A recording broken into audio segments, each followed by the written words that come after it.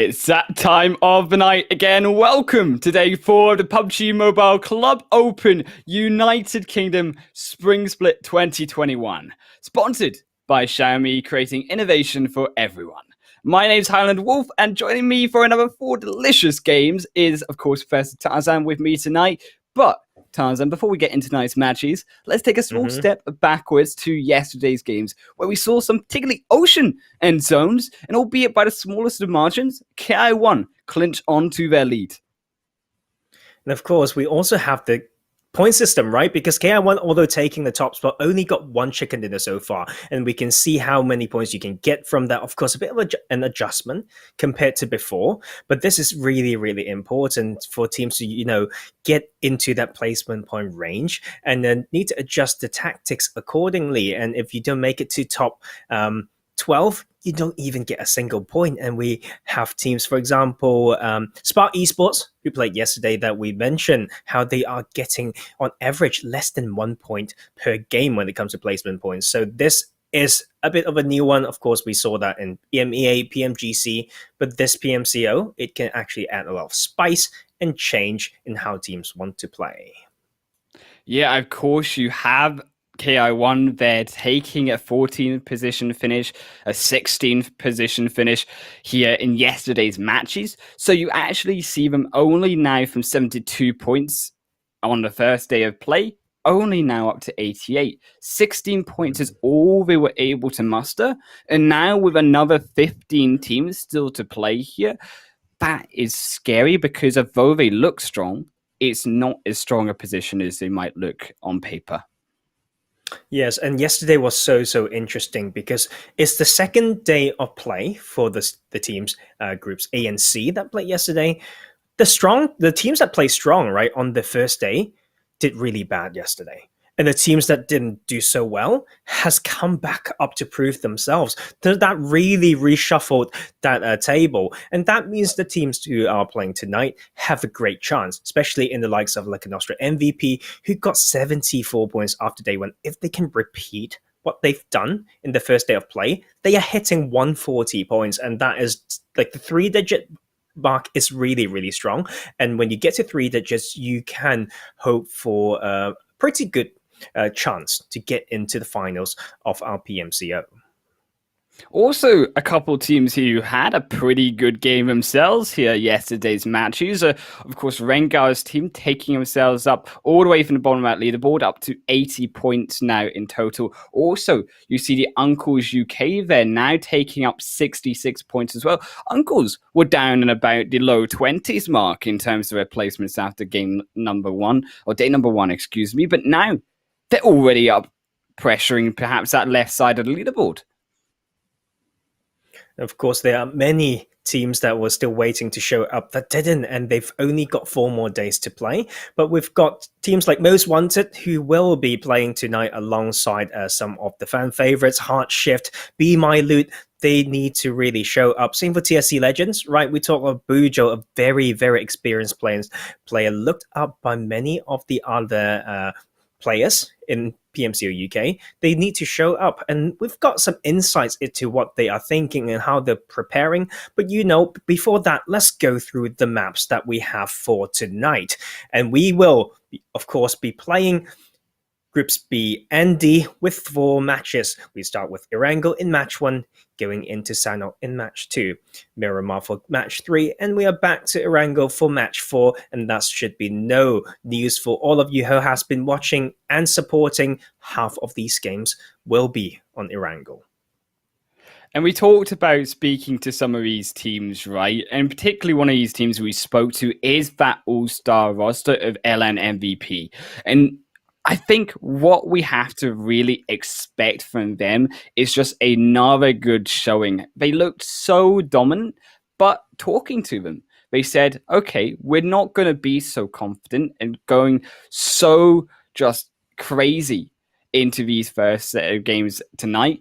They realized that they made a couple mistakes in game number 1 and 4, and they've analyzed, as we say, what went wrong, how they can improve, and they said actually they're going to stay disciplined for tonight's games. And I think that is also big news here too, for the side of MVP Gaming, because you mentioned if they start to really ramp up those points and they get into the PMCO Finals, going to be one of, on paper, the most consistent teams.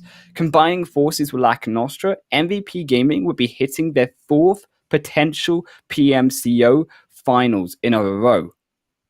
And Lac Nostra, the network as well as an organization, is so strong. They've got 4 teams going into 3 regions of PMCO. So it's a great split for the organization, some friendly, competition, especially in the Europe wildcard. 2 of those Lac Nostra teams are in there. But you know what? There's so many good teams that we have in groups B and D, and we should just go through them. In Group B, first of all, we have Be My Loot, iCut Esports, 777 Esports, Optic Gaming, Heartshift, Kurdish Victory, Rushden Stop, and The Most Wanted. And of course, in Group D, the group of death, as I like to call it here, Tarzan, Kurdman, Rescue, Full Esports, For Iraq, TSC Legends, Vendetta UK, Lac Nostra MVP, and Gaijin Seraphim. And another one of these teams that we expected, right, to do well in the first series of games. Gaijin, who didn't perhaps show up as strong as we expected them to. And I know you interviewed them earlier today, and what did they say to us? Gaijin. They mentioned one thing that's quite interesting is that they didn't get enough chance to scrim against the UK teams. And they're trying to pick back up based on the first day of gameplay. And they are confident. I mean, they're very experienced players. So this is the time to use the data that they've got. And a very quick reminder that the Kurtman team that we mentioned has been disqualified from PMCO. So we will only have 15 teams for tonight. So that is one fewer teams in that Group D. And you know what? There's so many teams to talk about, Highland, with so many interesting storylines, because we talked about MVP Gaming, right? That partnership between Lac Nostra and MVP. But a lot of those people in MVP Gaming, those players, have played with those in Most Wanted. So the friendly rivalry is finally here, right? And of course, we mentioned how Most Wanted are good friends with Heartshift as well. Both teams are feared by many other teams, but didn't really show up in that day one. So they told me how they are trying to adjust, right? They've studied the map and they've studied their own mistakes and coming in with a lot more confidence tonight. So just waiting for them to prove that. Yeah, and I think Most Wanted, of course, one of these teams that were expected to do really well here, but only showing up after their first series of games. And of course, with the results from yesterday pushing them down a little bit lower, they are now sat in that 27th position spot, almost to the bottom, with only 13 points from their 4 games that they played on day number 2. And I think that really speaks a lot in terms of how these teams have been not having the greatest of games. Even Heartshift, for example, right? A squad here that have actually now in 24th position, who teams like Gaijin feared. For sure. And for all these teams, I mean, Rescue, we haven't spoken about them enough. They actually had 46 points going into tonight. And just think about this, like the situation of yesterday where good teams, right, didn't do well, and like the more bottom teams doing better. If Rescue can repeat what they've done in the first day of gameplay, they're up to 92 points. And that is more than any teams on this leaderboard right now. But of course, above them, we still have teams like a Nostra MVP that can still shoot so much higher on when it comes to their lead. And we are waiting for that consistent play from Lac Nostra MVP. Yeah, I think it is about Lac Nostra being consistent, but not being too aggressive, because we saw how that just completely backfires. Of course, in terms of KI1 only picking up their 16 points, literally falling in last position in game number 3 in yesterday's games, and then 14th in game number 4, just not having at all the type of games Yeah. that they were expecting coming off, of course, of their first quadruple games themselves. And Yeah. I think also it does speak to some of these teams that are still on the bottom, right? You have, of course, right at the bottom, Rush, Don't Stop, and For Iraq here in the last two Mm. positions. We talked about how these underdog teams right at the bottom of the leaderboard can have these strong showings. And I think it is still possible if they have some really standout games like potentially we saw in Rengars yesterday on Miramar, they can boost themselves back into at least the bottom half of those top 16 teams. Yes, and there's also one team that I really want to talk about. Optic Gaming, I mean, they had a decent day one. Okay, they got 41 points, but they told me, right, that they have been studying like their enemies, but they're actually trying to change a little bit of their style just so they can move up that leaderboard and really anchor down that PMPL qualification spot. And then they may just go back to their so called normal style when they've qualified. And that's very different to what a lot of these Mm. teams mentioned. For example, Heartshift, before that day one, they told me they need to focus on playing their own game, right? So they need to anchor that down and then adjust. But a team like Optic Gaming are so aggressive to get more than what they've done that they are trying to maybe go so-called out of their way. But you know what? I have some faith in teams doing that. It's crazy sometimes the potential and how quick they can adjust and make things work. And that surprise factor is key. We talked about chess. When they study you and you change. Wow. And that suddenly the whole thing, the dynamics have been it's all over the place and it adds so much more colors to our PMCO. And I just can't wait, man. I can't wait for tonight to start. It is going to be really stacked lineup going into the first game here on Erangel. And of course, it is up to now Optic Gaming to deliver on their promise of taking a different style and now also being able to pick up the points that they need to grab themselves up to the top. You see us coming into the green rolling hills over Stalber Hill and take us away with the playing path, Tarzan. Oh, you picked up on that skill that I've got. It's an Eastern Plain Path. I already know that. And well done to you. You know, I saw Kameshki from there, and it's pretty Eastern Plain Path going from Kameshki through farm all the way to the main compounds on military base. Of course, it's not the most Eastern one that we've seen, so it's still decent for a lot of the teams because we haven't seen too much contest, right? Highland Wolf on that western side of the map. Of course, Georgia Pool and Hospital are still quite highly favored, but the dice, as we roll it through the PMCO UK, we didn't get a lot of plane paths directly going over there, right? We've got very southern plane path, etc. So this one is considered pretty immersive, if I do say so myself. I do think I agree with that one myself there. The fact that teams can also now drop around the Stalber Kameshki area, which albeit is fairly open and can actually hold a lot of teams, especially then going down to Yasna Poliana, which you see these teams can rotate freely because 0 teams for once now taking that city location. Instead, it's going to be that congestion on that eastern coastline. So many, and obviously our stars here, Lac Nostra MVP, their signature drop over in Lipovka. And that split, right, for like Nostra MVP and TSC have been the same in the 2 games that they played on day one. And that will add a lot of colors to it, I think, because like Nostra MVP, unlike before, they are uncontested there. And TSC should have studied that. And with such a drop location that's so far from the middle, TSC can actually try to hunt down the leaderboards being like an Nostra MVP there. And that is something that I really want to see coming into this ready day 4 of our group stage, Highland Wolf.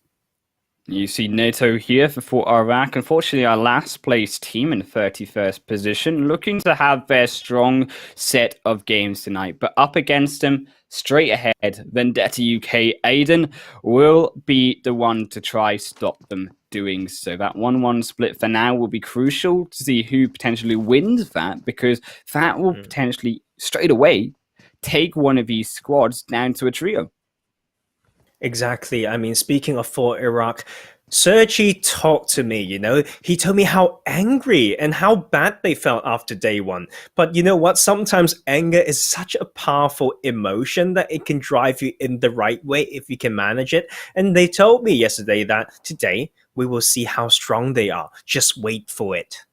Wow, that's some big I am statements there. excited. You know what? I can't wait. Meanwhile, 777 Esports showing a little bit of what they're made of, but still around that bottom position, their 23rd position at 24 points at the moment. So they still need to wrap that up. And I believe they've been studying, as I was told. And right now, right here in Novo, non-contested, and not a lot of teams in that southern island, they need to pace their rotations and find a good way to enter the phase 1 circle.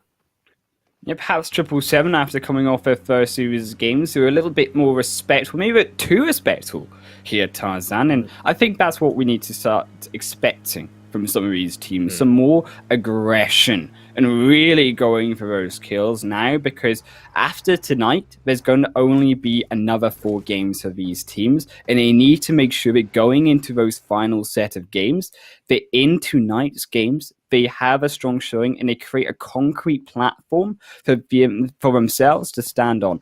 Of course, one of these other teams to do well tonight here is, of course, Hard Shift. They too need a set of strong games here to build themselves their own concrete platform. As you see Lotus with a pan there, but as we draw our attention back over to for Iraq, NATO's got some friends, and Aiden doesn't look so pretty anymore. And Aeon just need to buy time for his teammates, right? They should have that information even from when they're parachuting. And this is the time to buy time and not give away too much footsteps. But seems like a position will be found, and that Molly will go in and burn him down to 40% HP. Straight on target. Aiden will take the energy drink, but only one first aid kit. It won't be enough in time, and he misses the shots. He will just fall down, and it will be a clean execution for Iraq.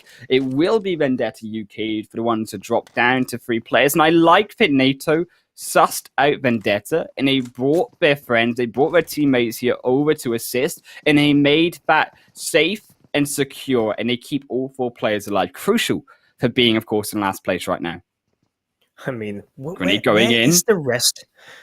Where's the rest of Vendetta, But of course, another team that needs to show is iCurt here. Now, just getting pinched, this is some southeastern coastline, and that one from RDS will just take that 1 kill. And some of these teams that didn't show up in day 1, now actually getting these early kills in this lobby, Highland Wolf. I mean, think about for Iraq, they've got their 1 kill, right? And they're already on par with what they've done in day 1. They actually had 1 kill and 2 placement points. So that is for them off for a good start. You see, iCurt, they have picked up, of course, that unfortunately that loss there with Duran. Unfortunately, just being taken out of the game. But you see them now rotating to try take a better position into zone. Devil for Vendetta going to potentially be now that second one to fall, but not just yet, as it will be TSE to lose 1. But the finish comes through by K2. That will be a 1-for-1 trade, and now be Lounge coming round, and it will be the drive through for a kill, as it will be Chiquita to secure that one as well. 1 kill now goes over to the side of TSE, but they have lost 1 player, and now the supports for Vendetta UK coming in too.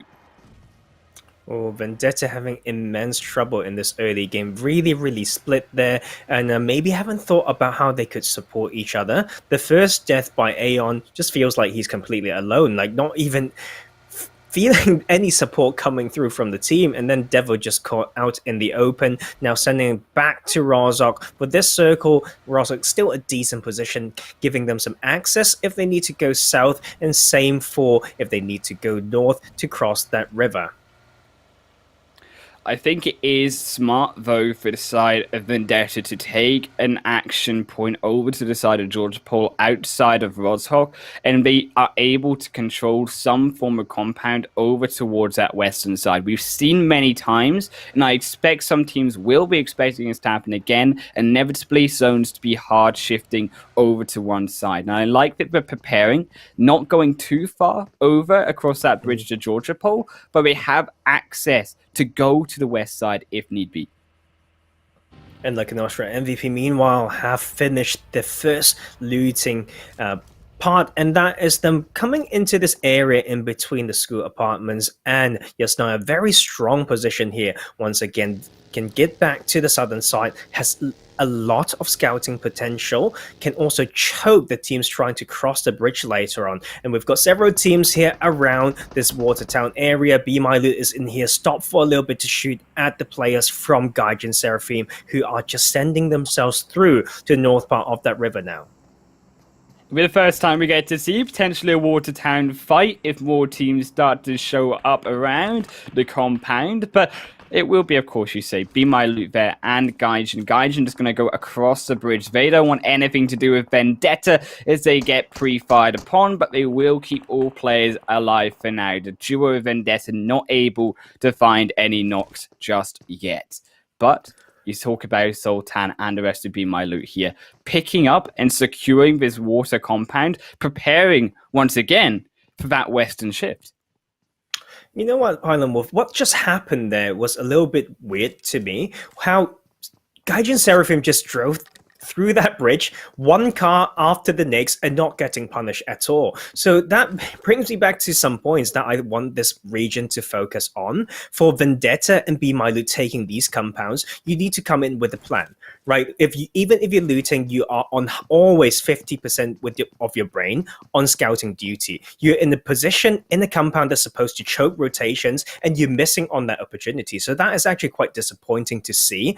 And with those teams, I mean, why else would you hold Watertown or that compound? I have no idea, right? I couldn't think of anything or any reason as to holding that. One team, though, coming off of the main island, the South Island, and coming onto the main island here will be 777, though. And they, of course, we mentioned, this team that needs to have that more aggression, needs to really start racking up those kills for their squad. Still have 3 vehicles in play, which will be crucial if that zone does take a hard turn. For the worst, as it is coming now up to phase number 2 as we hit that 10-minute mark in the first game. And I will be interested to see just how this zone shifts, if we're going to see a more disastrously devilish zone. I think it can be anything for sure. I mean, right now we have a very slow-paced game, with that circle not being completely harsh, with that plane path not as harsh as yesterday's as well. So they can just find different spots. They just need to have good splits and reason them through, right? You can split whatever way you want. Some spots are strong only if you know how to send another player to another position. And we see the side of RDS here holding one of the strong compounds that gets access to multiple hills, have sight lines on that main road as well, and now on that southern side of the circle. It's quite inconclusive still. We are just waiting for that shift to happen, and that will be majority of that phase 2 circle going onto that main island. So some of these teams may be clashing with each other if they're on the north to that river, with TSC already there, Most Wanted already there as well. Optic Gaming, after looting up Kameshki, will be on that part of the map as well. Do you know what is for me a position that I want these teams to be taking, Tarzan? Is just to the right of the north side of the river, which we saw in our very first game, right? Where it splits between Roshok coming off to the end of his peninsula over to the north side. There is those bunker areas there, remember, that these teams can be taking. And not only will it provide, with alongside that road still in phase 2, a chance to rotate back to the south if it goes a bit awry, but they will also have a mammoth advantage if it goes towards that north side once again, and these teams have to make that rotation across the river. They will have the bunkers to hide and also peek and shoot if those teams crossing over. Yeah, completely agree. I mean, that is why we have been mentioning those areas close to the river to give them the priority if it ever shifts to the other side. And we see Optic Gaming holding one good spots, like we said. This gas station, pretty strong, right? Stopping the crosses through those bridges, as well as getting some information over that Yasnaya field. And they've got the cars beautifully parked as well. I mean, vehicle health, very, very important going to the late game. With that abundance of cars, 4 cars, all parked and protected, that is some really, really good textbook play. But now potentially coming around into their own section, their own little place here around the edge of Yasnaya, you do see the side of TSC Legends. They, of course, like many teams, are on the bottom side of that leaderboard. They're going to need to pick up more than just the one kill they've got. And I think it is slightly worrying to me right now for their position. I feel like they could be centering just a little bit more in the fact that they're rotating only now, as you see, towards the center of the zone. It worries me that they're going to get caught out unless they're able to really hard rush a compound and take an entire squad out. But with a lot of these compounds in the middle zone right now, Highlandwood, particularly on that main island being taken up, I think it will be a lot of those, mid and long range trading that they try to do, very hard to get kills confirmed, and that may just happen for a while. I mean, the next bit of clash may happen still to those grounds to the north of the river, and maybe when those teams, for example Rescue and Seraphim, comes in from the western side after looting Georgia Pool, that they may drive through some teams on that side. Otherwise, I think it could be a pretty slow phase 2. I do agree with you, and it is a pretty slow game, of course. We've only seen a little bit of a handful of kills go over to some of these teams. There's not even been a full squad wipe yet, and we are now approaching that 15-minute mark. But Fool will now also regroup, as you see in the distance there, of course, Curtis Victory. On the other side there, you also see Lacanostra MVP making their stand now alongside that roadside, facing up against TSC Legends in the woods area. And this is such a strong position to hold because they're not only going to have vision over the road, but also the fields all around them too. And for Heartshift, a team that we want to see them do well, they've finished looting Severny, have been cruising through that north part of the circle, and now found themselves this set of compounds actually close to the Headshot Hills, a very classic one. Used to be yellow, and people call them yellow houses, and now they're blue. I mean, but we improve as we go. The game gets updated, players get updated, teams get improved as well, and we're just waiting for more of those action to happen, as we mentioned earlier as well. Seraphim finally moving away from North Georgia Pool. Yeah, paint those houses a different color, and I really want to see these teams start painting on some action, because you can bet your hat right now, Tarzan, that it is going to be a bloodbath with still, as we mentioned, all of these teams alive. They are going to be so restricted on where they can move, particularly on now that phase 3 zone, going to shrink these players' space once again. Fool, though, they had that compound in control over, of course, the side of Kurdish Victory. That zone going to shift once again. The congestion alongside that east with Fort Iraq holding down the edge of zone versus TSC Legends and Lacanostra MVP. Oh, this is going to be a really spicy zone. You can see a lot of the choke spots already being claimed. So a lot of teams will get funneled into potential open areas, and Headshot Hills should be in this. We can see like a Nostra MVP not having that position. They will make that wide rotation into the southern parts, and not easy to hold those down if you think about Potato Hill and all the space between that and schools. And we'll see how they play it. I mean, they're very experienced players, but that will be basically concluded. All the teams to the north of that river have to come back into the main island. You see Seraphim Gaijin moving their way back towards now the west side, alongside, of course, Rescue behind them. And as you mentioned, Headshot Hills is already a nasty place to have to rotate through. And when you start compiling multiple squads on top of it, it's going to be a nasty series of events that will occur. But over, as you mentioned, on that east side as well, for Iraq now going to have to hold their position as those teams start to rotate into zone on the opposite end as well. You see, of course, guys and Seraphim making their quick rotation down south, which is a little bit smarter than just going straight, of course, through Headshot Hills, because not only are avoiding some of the teams potentially that will be camping that north side of Roshawk, you're expecting that south side of zone will be a little bit more open.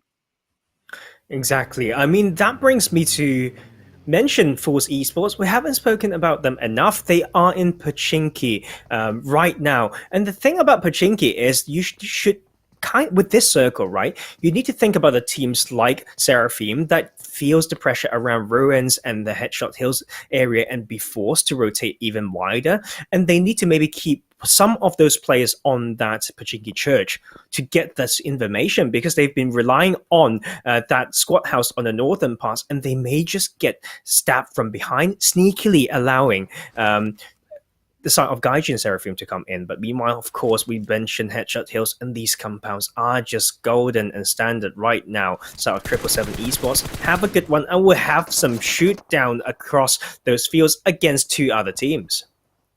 Yeah, they know where they are, but be careful. It's not going to be a 777 sandwich because your CTSC Legends are directly behind them as well in that small ridge line of the hills and the rocks there with their vehicles parked ready to make that hard engage if need be. And I think this is really a dangerous position, despite the fact that you have 777 Gunner Gaming holding down this behind side. If he falls down, 777 are in now such a deadly position because not only do you have one team threatening you for a hard engage, you have 4 Iraq on the other side too. I think it's time for 777 Esports to play safe right here because this type of landscape and standoff could be just like a stalemate, right? You don't know when to push. Wherever you try to push, you get punished by the other team. So why waste your bullet? Why damage your gear? And they just need to hold it down, keep having a good split to scout for information, and just wait for the next shift. Of course, TSC Legends, not only Eyes and 777, but also KV. As you see, Kurdish Victory did lose one man with a knockup there, but they did manage to revive him back up before any real damage was done by TSC earlier, and just a couple minutes before. But that zone did shift over towards the north side. And you see now Sanhok is going to be the compound in play for the end of this game, potentially alongside School on the edge and Lacknostra MVP, making that speedy rotation going to be first in. Whoever gets in first should have a great advantage. Just think about in the likes of Rozok Hill, School, Headshot Valleys, all those spots, if you can just hold it down, my god, everyone who comes in later just looks like a fool. And that is, as we see on the screen there, RDS making the rotations, Be My Loot also trying to frag, and Kurdish Victory clashing with Hardshift right now.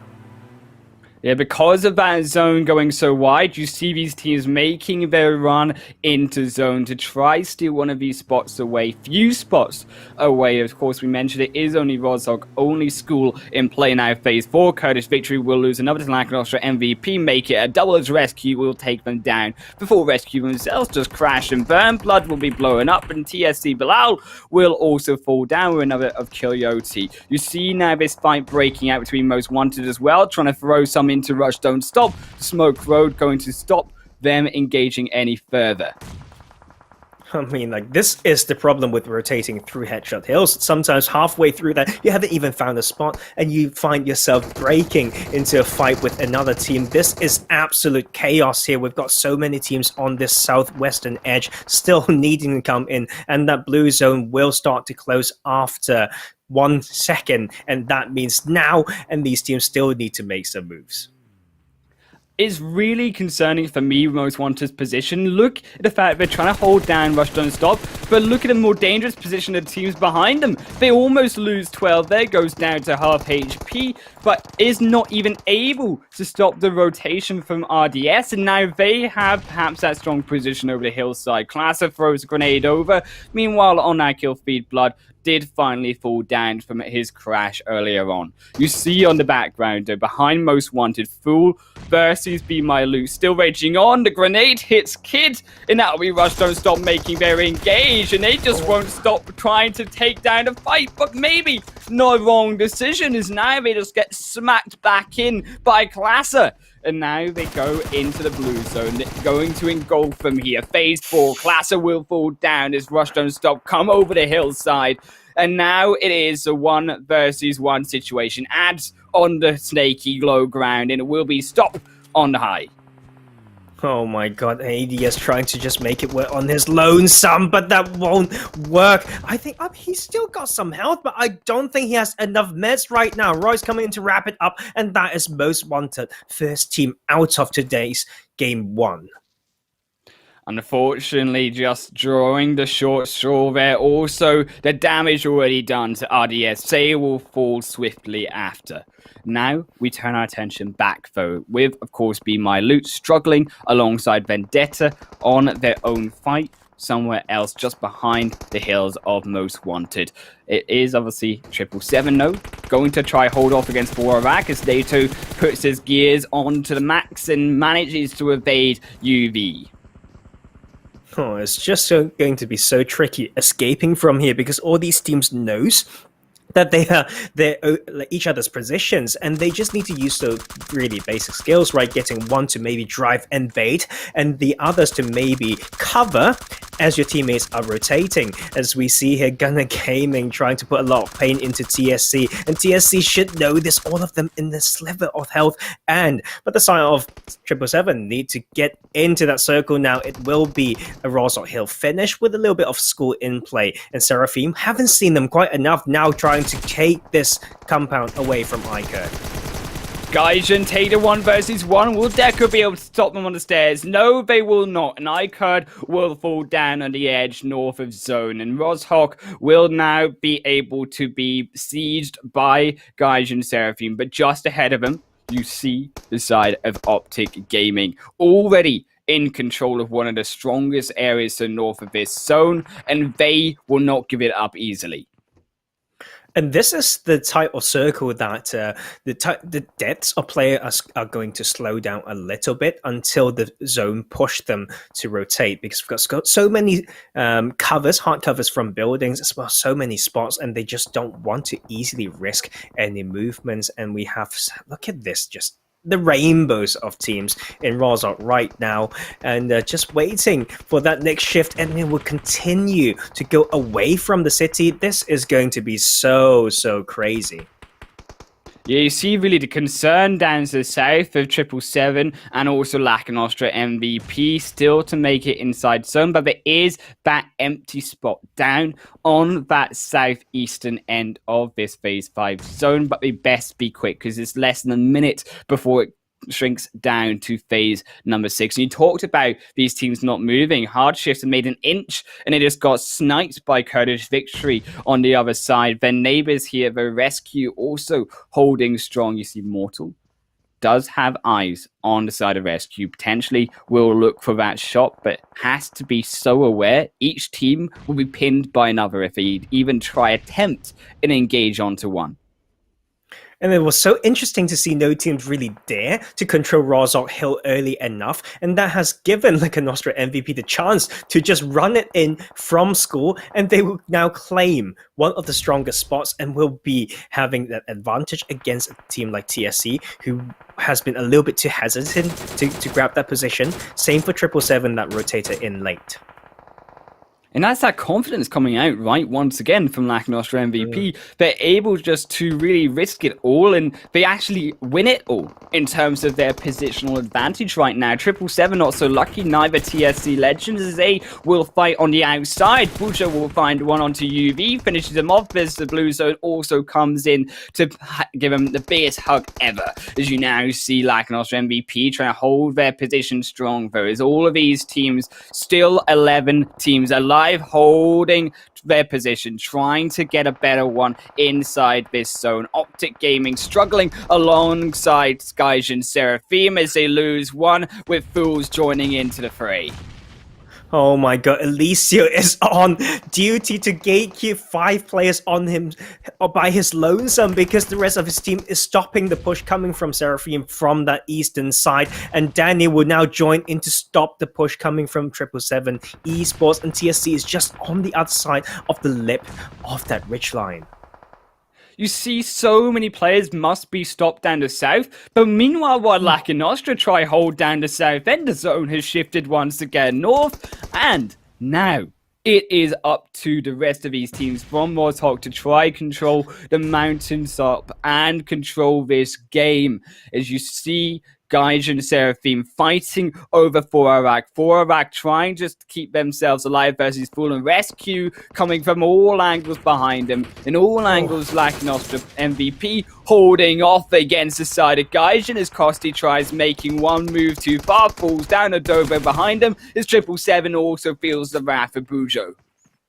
Oh my god, 10 teams remaining and the phase 7 circle is going to close in a matter of seconds. And that is going to be so crazy. But just think about all the grounds they have to go through. They just need to use their reflex, they need to use their core outs, they need to use the skill, and look at this go. They need to just come through, and like a Nostra MVP will just send it in from that eastern side.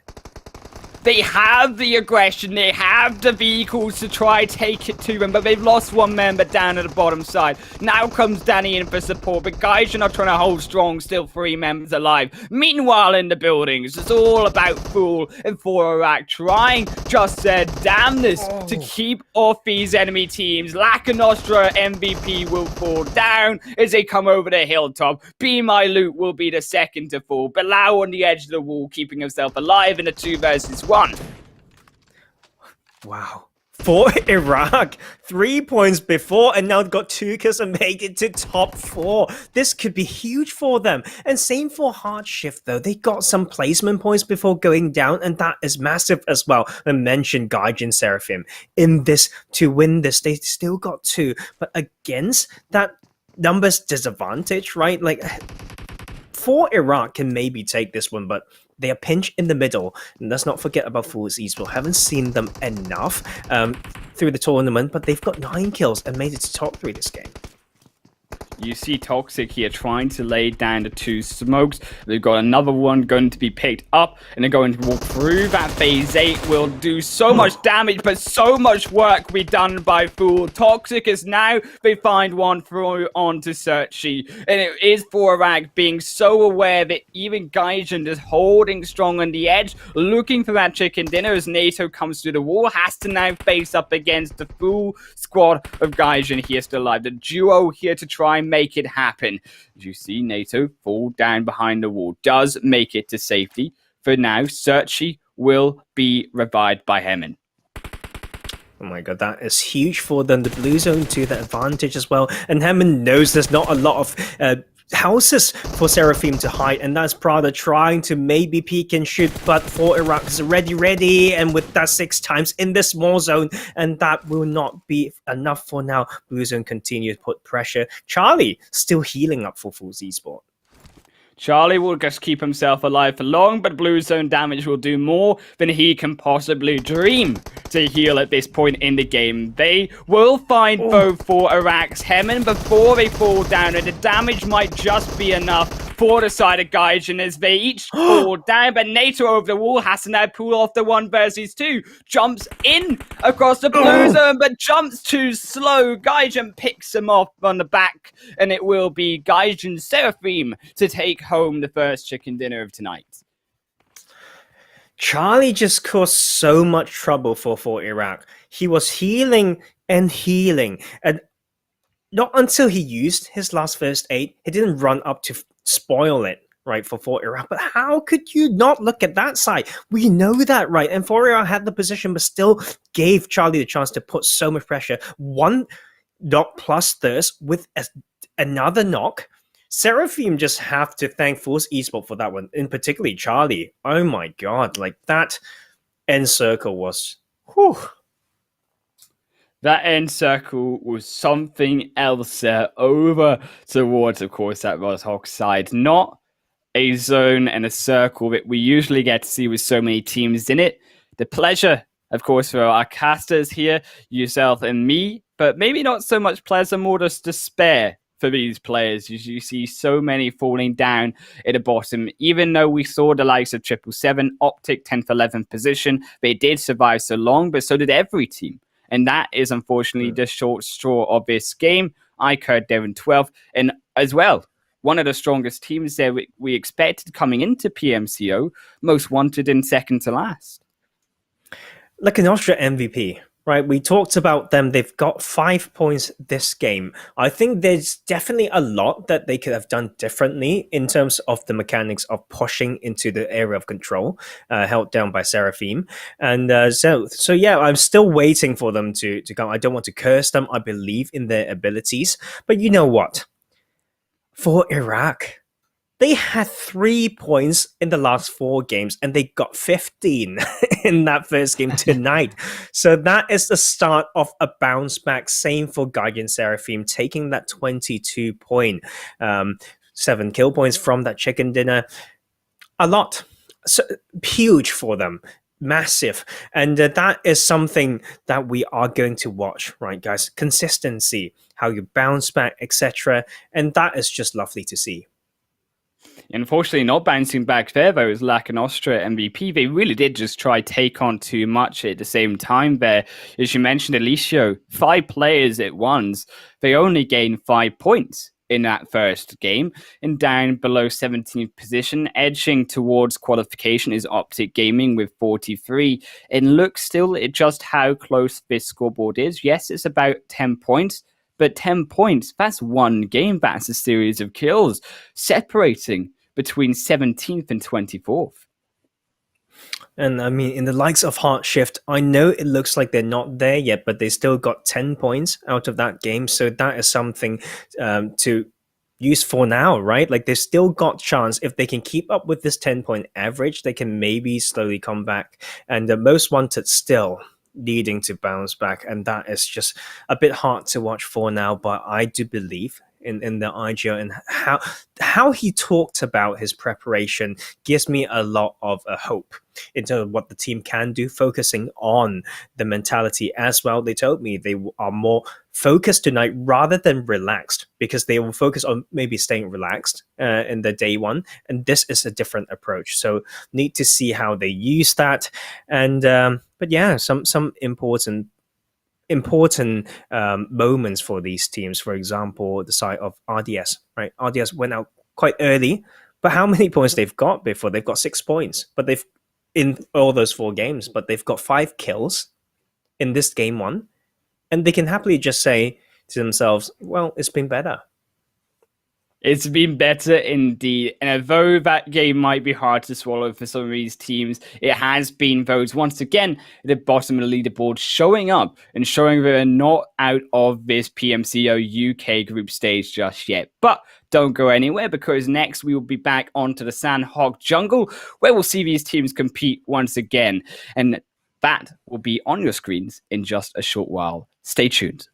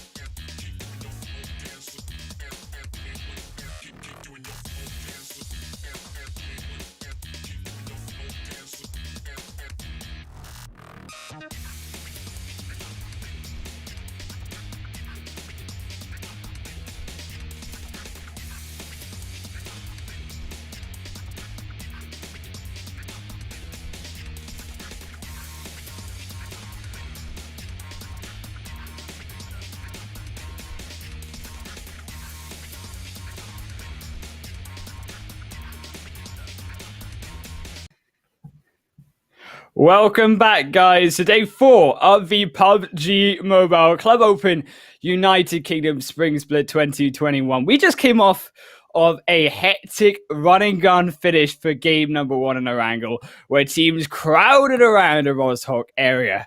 But now going on to Sanhok, the action and the hectic time of our lives just won't stop because it is that fast-paced map up on our screen soon. But before we get started on that, I, of course, am Highland Wolf, joined by the wonderful Professor Tarzan, and take us through just what the heck happened in that last game. Oh, you know what? I think this might be the day 2s, right? For these teams, might be the day of bounce back.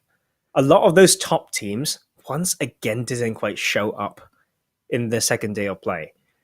I want them to prove me wrong because that can make a lot of more distinction on our leaderboards. But it can also add so much tension and flavor if they don't. But I don't want to jinx them, you know, and the adaptation after game 1, coming to a very, very different map, is going to be very exciting. Yeah, I think especially, of course, Gaishan, right, coming off of that first chicken dinner, they are going to be full of confidence here. Now going on to the busiest map, as I like to say, the smallest map for you, as you like to say, I'm sure you will mention in about 20 seconds, but it is, of course, for Iraq coming up strong, as you mentioned. They take, obviously, that now second place finish. They take those points and they're going to boost themselves on the leaderboard. Not doing so hot, though, of course, going on to a second match as Lac and Austria MVP, though. They will have something to show after a pretty disappointing first match. And there we have it, guys. We have the start over at Sanhok. I mean, we can see worse playing paths than this, and then teams can still go to anywhere on the map. With this one, I don't think we need to really talk about it, and we just need to see how they use those early information, like I always mention. In Sanhok, the parachute information is so important, as we see Vendetta first one off the plane will control with the 4x1 split around Sammy. TSC Legends will go towards cave area, maybe docks, and we have the congestion actually more around the top side of the map. Optic Gaming, the team that we want to see them showing up, heading towards Camp Alpha area, and RDS holding ruins. And that phase 1 circle will be a pretty sudden one, but look at these early clash already. LN MVP against Kurdish Victory. Yes, and it will be the smackdown. It will be to the KV to fall, but Lac and Austria MVP, they've lost to Nori. Almost down. He falls, but keeps himself alive. Not for much longer. Will go down. Now it's a 2-on-2. As Talika will fall down as well, and only Korg remaining. But can he find the shots? Can he find the 2 kills that he needs?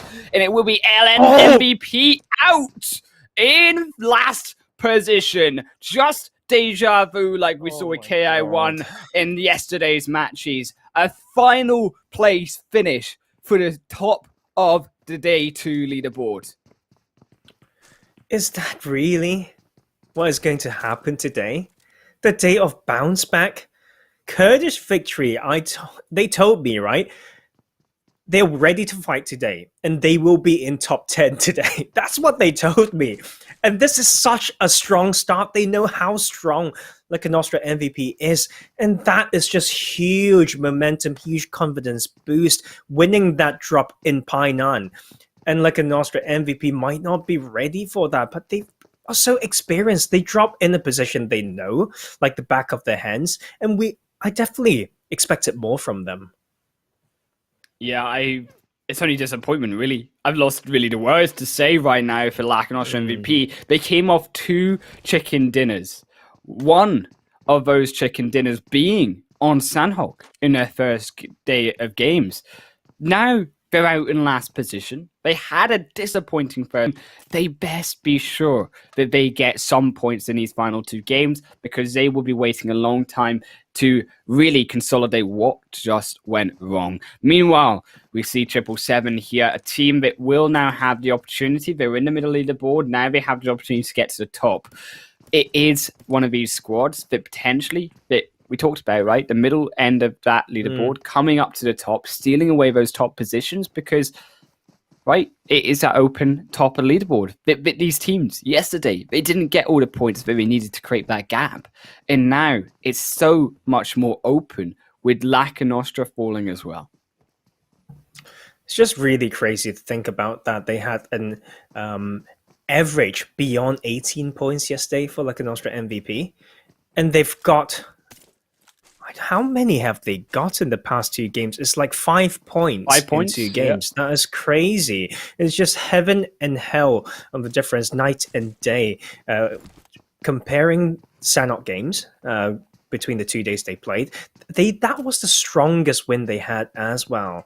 So you know what? I just need to see how they bounce back, like with the experience, how they work, because I know sometimes these type of losses and early going out early really hits the confidence on a team. It can lead to argument. It can lead to falling out. And this is the time for them to show, right, that they know better. Right. And I think talking about that confidence coming off a bad game, most wanted, last position in game number 1. This is where we talk about their confidence, them being able to bounce back themselves off of that nasty finish around Rush Don't Stop in match 1. They have now this position being controlled on the edge of the north side of zone. Meanwhile, though, as we draw to more coastal line down to the south, we see for Iraq, second place finishers moving around towards Ban and making that rotation.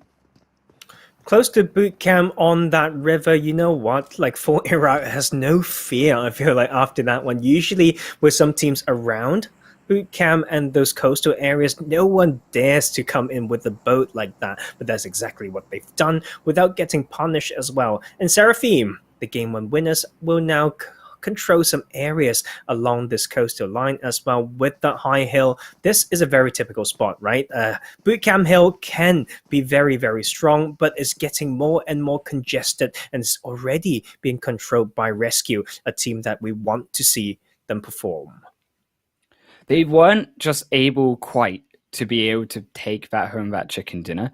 They just fell short at the final hurdle. They're looking to try now put a pain onto Gaijin. The winners as Lord almost will fall down, but not just yet. For Iraq also coming in, though, trying to put a pain into Rescue for their aggression, but also won't find a single kill. It will be the reset for these teams around that South Hill, that crucial point that Rescue try control for vision over teams coming into zone.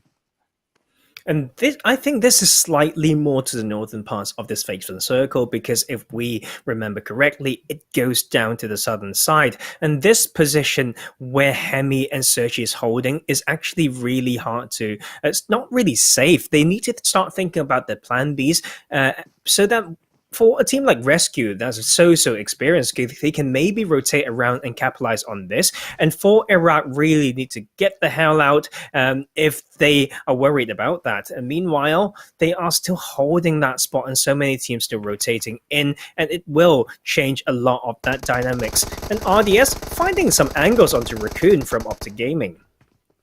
Down on the huts on the beach, they will look to try snipe out a couple of these rotations, but they still don't find any. It still is, apart from that raging battle at the start between Lack and Nostra Power, Lack and Nostra MVP, excuse me, here, falling down at the start of that game, it will be silence for the rest of this match, with RDS controlling that coastal line, also controlling coastal line as Optic Gaming, who were obviously able to just avoid that rotation going. Ori and 777 will now swim their way, like the fishies, which they want to be, UV into the edge.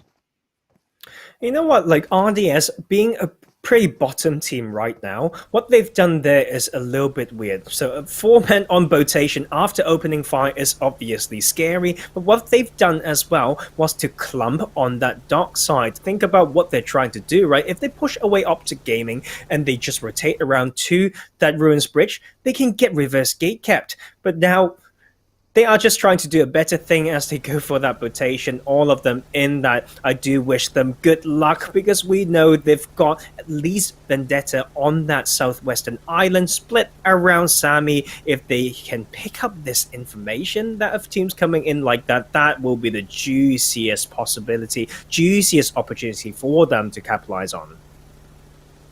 And I think they do still have this chance with this rotation, right, to have a strong position in zone, particularly with phase 2 now going to be closing in. And I wanted to also draw our attention just beautifully as we see Vendetta UK here on that south side as well, how they will rotate for their strong position in zone, because they had a very open field around them compared to some of the other of these teams here in the start of this match. And with being so open, they've got what they wanted. They've got the vehicles in play as well for themselves, and they'll be able to really have the best opportunity moving towards maybe that south bridge over towards Camp Charlie if it still stays 50-50 on these islands.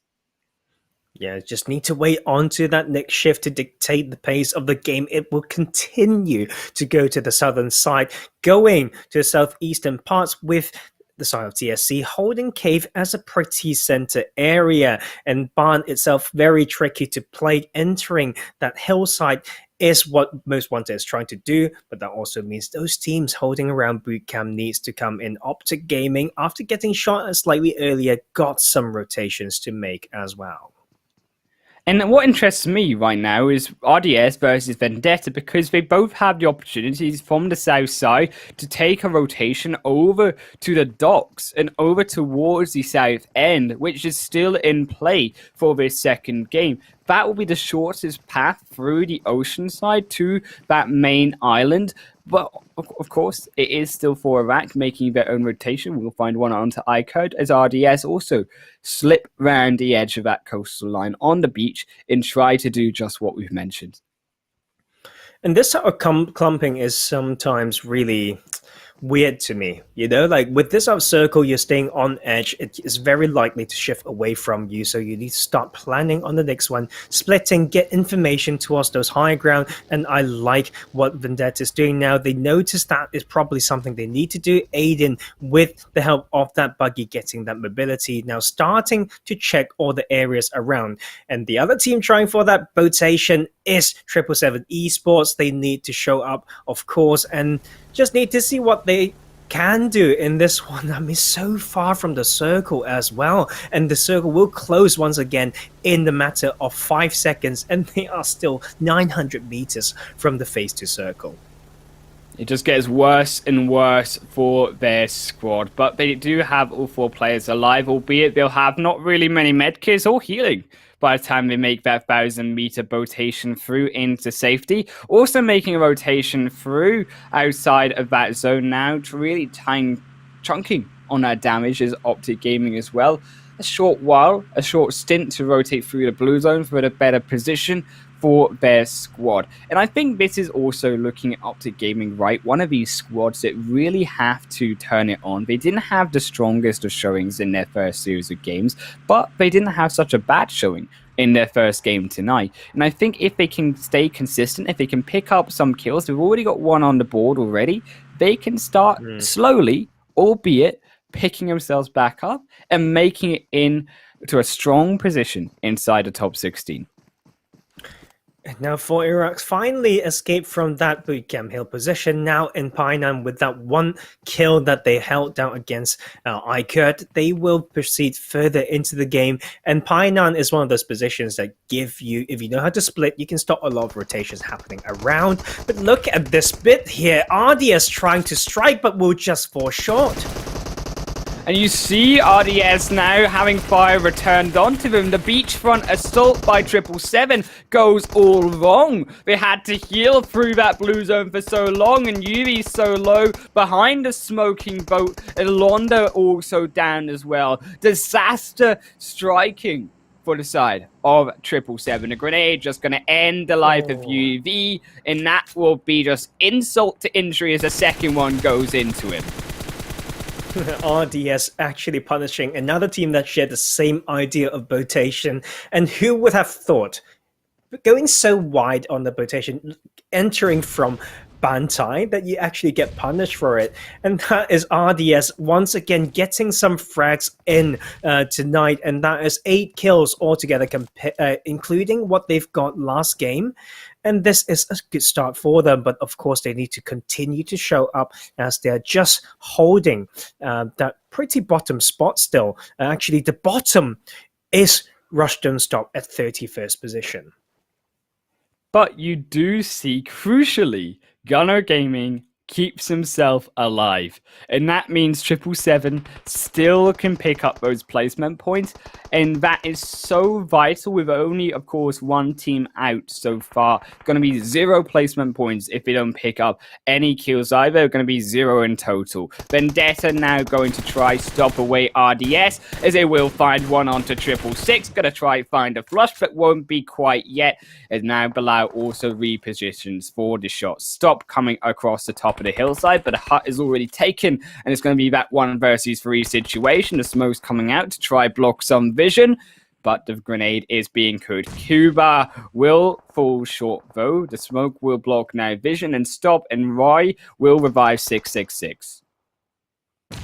Really, really tricky here for RDS. I mean, Vendetta has been one step ahead of them since they pulled away from Sami, and now using the high ground, they have that advantage, but they just need to be aware of the backside, but doesn't matter, they will strike as they grab the opening kill, and RDS continues to struggle. Roy also will fall down on their rotation, but he did revive our 666 here. And you see also the side of Solstice now inside the shack as well. All the while, Gunner Gaming as well, rotating back into the edge of that coastal line. But it is Vendetta here that control the top of this mountaintop, atop of this hill. They will be able just to completely control the position as this zone closes in on top of all 3 of these teams. And we can see how rotations are so tricky on Sanhok. Optic Gaming, that was tanking the blue for quite a while, went for those car rotations, right? If we just talk about the kill feed that's just popped earlier, they got a triple knock. Right? No, they receive a triple knock when they face Heart Shift. So Heart Shift would absolutely love that one. And it makes me wonder what the plans are and how should these teams actually restrict to using vehicles for this map. Is just so tricky, so small, and you give away so much information from that car sound.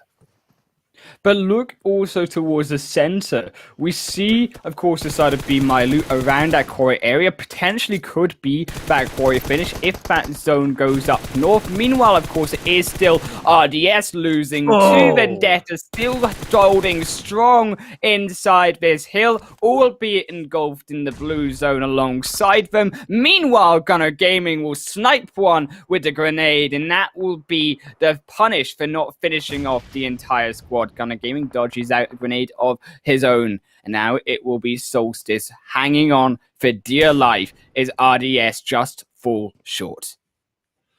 And Optic Gaming also can't catch a break. After those knocks onto them facing Heart Shift, they will run into the hands of Most Wanted on the northeastern side. And the Force will join some of this action on that, and that Heart Shift will go over to the more southwestern part of the map. I think Cave is one of the strongest position in this new circle with that Camp Charlie Bridge in play as well. I think that is one of the positions, right, which will be held by these teams. Choked position potentially for the side of Camp Charlie Bridge. These teams going to try hold it, as it will be TSC Legends finding one onto Charlie Fool here. And now it will be Toxic here trying to find that front line to invade on top of the side of TSC Legends. Buy some time for Hader here to make that revive with the smoke. Waji with the cover flank here as well. But look at the teams around him. Be My Loot, TSC Legends. You got Rescue as well, just on the outskirts. I mean, this type of circle with the point system as well, they need to know how many players to dedicate on farming kills from behind and how many to send in to get that entry point. And that is Heart Shift trying to make their way in, and Sponge just get punished for that. Hartman's there to support though, but TSE has to split formation to maybe punish this further. And TSC, although the fact they are taking one fight in front of them, they take the fight behind them. Hard shift on their rotation, still inside the zone. Yes, they find Chiquita, but it's not going to be enough. One of their members is still so far behind that they can't come in to support, and that will just be hard shift split and hard shift pulled out of this game with that phase 4 zone as TSC Legends just say goodbye to them and move closer in for a better position themselves. For Iraq also firing a few onto iCurd is also gonna will now fall finally to Vendetta, holding on for as long as he possibly could. And what do I say? Cave is very strong for this because a lot of teams will get pushed and forced to rotate wide and come in from this side. And that is Bujo still on that spoiler duty, trying to do all of that by himself. And they will also get a good circle as we have a good 30% water for this later phase circle with that Cam Charlie bridge in play.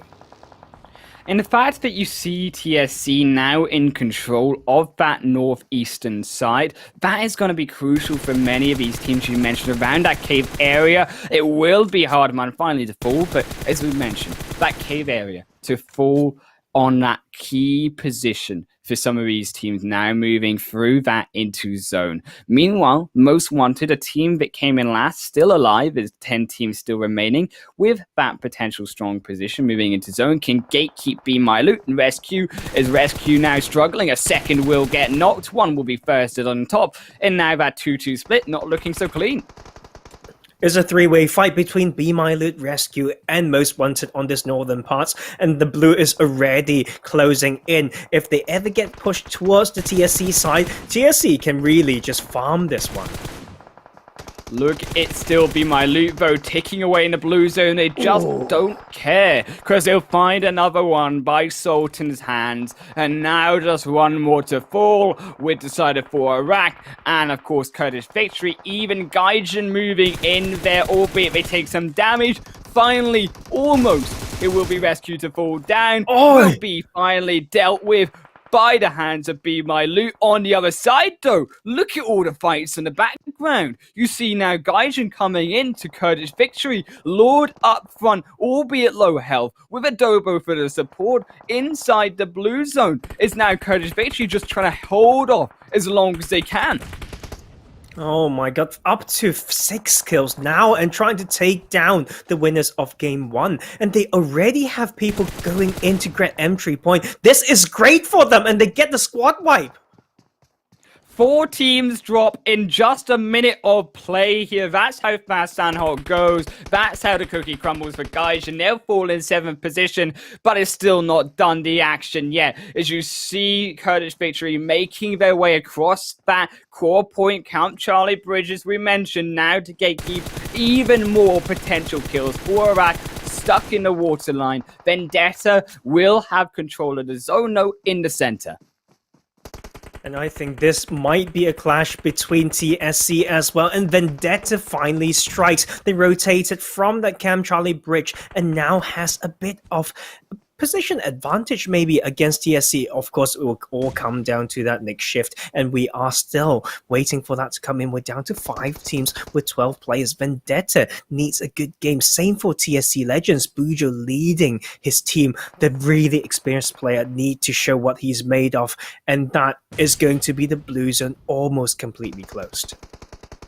With that blue zone closing in, if it shifts away from TSC Legends, that is going to be crucial for Vendetta. Yes, it does. And it will go in favor of Vendetta UK. They will now hold on to the keys to the second chicken dinner.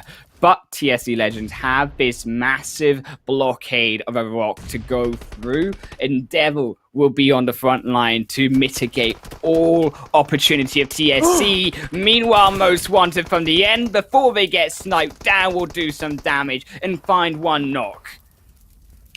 Oh my god, Kid, I think he could have just waited a little bit more. I don't know, maybe he didn't have the resources, but you know who didn't have enough of that is Kurdish victory with insufficient positioning right now because they are needing to come in with that blue zone ticking. TSC can maybe take this. Vendetta need to worry about multiple sides at the same time. We're down to 3 teams. Kuba trying to strike, and that was good. Kuba finds one, now a second from TSC Legends. They just got farmed by both teams, and now we're down to 2 straight away, as it will be Kurdish Victory falling, and it will be TSC Legends falling too. Nothing they can do around that rock. Vendetta's position too strong, and they will take the second chicken dinner. Oh my god. And that is how many kills? 9 kills. That was a 21-point game for Vendetta. In the first 4 games in PMC UK, Vendetta had 18 points. I think the theme just continues here, Highland Wolf. And TSC also a bounce back. If we think about the amount of points they had in day one, my god. I don't want to jinx it, but this seems to be the theme right here. Yeah, you see, even just Kurdish Victory, TSC Legends, Yes. teams, even Hardshift, for example, on the other side, the bottom half of that leaderboard taking up 6th position versus the likes above of Seraphim, Gaijanet in 7th position, Be My Loot in 8th, Rescue 9th, all below them, Optic even, and not to forget, all the way at the bottom, a disastrous game for Lack and Nostra MVP.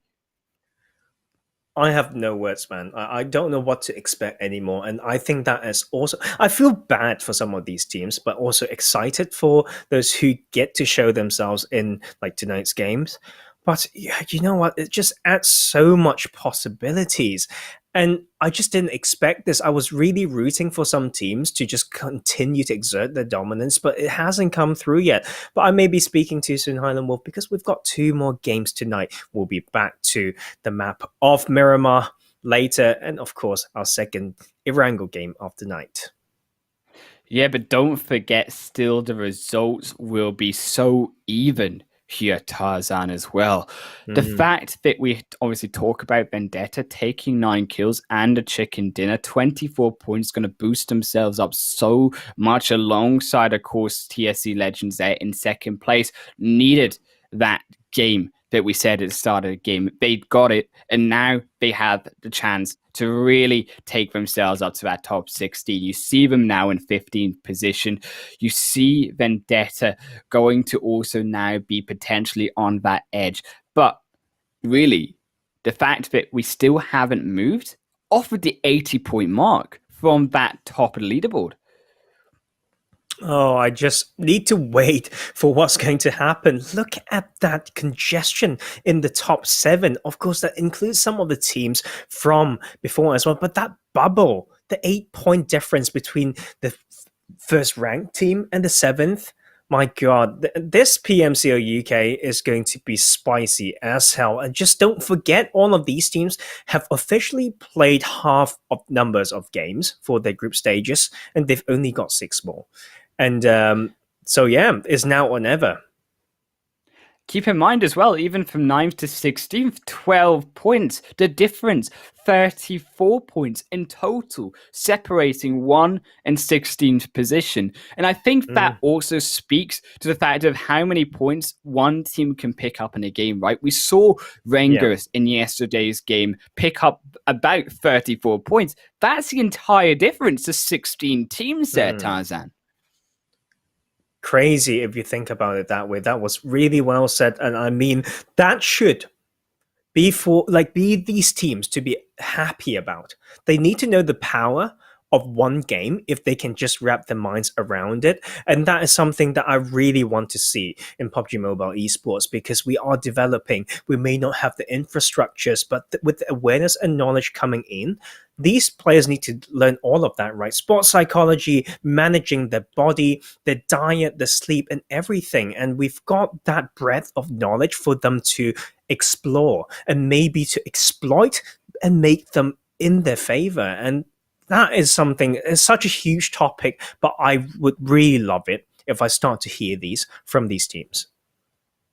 Yeah, the fact that there is only now 3 points between 16 and 17 position. But what surprises me is that Rescue's still not in that top half. Rescue was feared by so many teams going into this tournament. One of, if not the most experienced team going into this competition. And I think that it really shows that this squad, it doesn't matter about your experience. It matters about how you play on the day. Yes, and that is just esports, right? If you have been on the top, you have to just keep on working hard. If not, there will be rising stars who work harder than you and improve quicker than you to take your spot away. And this is so exciting to see. I want the new stars to be born, and I want to see the veterans keeping their spot and proving themselves. And that is us done for this game too. And we will see you all very soon on that desert of Miramar.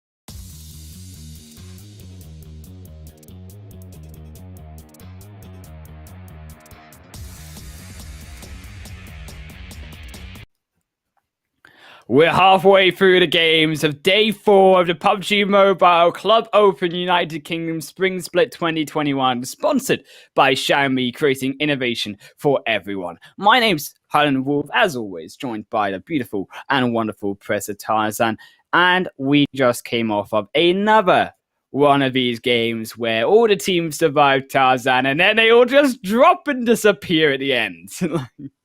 I mean, that's just set up for you, really. But we can get those title circle once again on Miramar. But I mean, the point that we've been making, and that pattern of bounce back or upset continues so far. I'm looking for a change, and I would like it if it happens. But you know what? I wouldn't be disappointed either if I see more teams bounce back in tonight's games. I know, right? We obviously had to talk about bounce back. Laka Nostra MVP. I think like we're almost milking it, like, oh my god, Laka Nostra MVP. But it's so true. They were the standout team from their first series of games. And going into today, they just look different.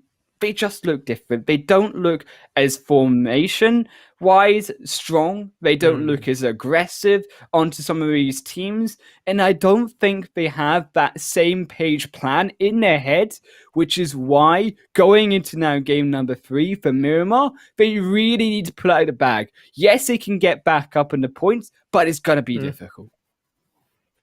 Yes. And that will be just interesting one to see, but of course helping us to find out how to innovate things. Innovation for everyone is Xiaomi, and also, you know what, innovate us when it comes to ways to cast this and for the ways they need to play this, and that is going to be Miramar going on this for us now. That is a plane path going from Los Leones all the way to the Oasis, considered pretty central plane path, Highland Wolf, and that means some of these locations to the more eastern or western side of the map becomes a little bit harder to reach. And you see over from that Parisio side all the way to your favorite compound there. Once again, it will be the Oasis up towards the north. I am just waiting. I'm waiting for that one game that we get an Oasis finish, and I am hungry to see it. But maybe not tonight. Maybe we do. But I think it will be more about these teams dropping around this central belt, perhaps a little few teams over towards the El Pozo side, up towards the Cruz de Val side of the north, but albeit comfort for these teams after a hectic second match. For sure, and I mean, for those finishes, you never know. You know, just give it to me. Los Egos finish, I wouldn't complain. The other day, I've got those small island finishes as well. You know, everything is possible. I hope these teams have the same optimism as I do as they face this faithful circle, going slightly more to that eastern side. You see, it will be around that Cruz de Val area, particularly Vendetta, coming off of their strong chicken dinner from the second match, will now control this position inside the north of this zone. And that'll be crucial compared to the south, because look at the congestion right now around that Picado Hill area. Laka Nostra MVP, joined by Forak, 777, TSE Legends, iCode, Rush Don't Stop, and Rescue, all over on this eastern border. And it's really tricky for these teams to play. Those San Martin and Hacienda del Patron area is so hard to rotate around. It can be really, really hilly. There's so many choke spots, and they just need to use their knowledge, know how to scout, etc., and come up with a game plan, knowing all those parachutes dropping close to them, you know. And meanwhile, we are back to this Los Leones early drop. Prada using that M16A4. Looking at some players of Optic Gaming, and if they have an early clash, that can be very good for Optic Gaming if they can pull it out strong, because they have not shown up tonight so far, although they've made a lot of big statements and they've got a strong history in the achievements. It's now or never. Like we said, 50% of games have been played by all these teams.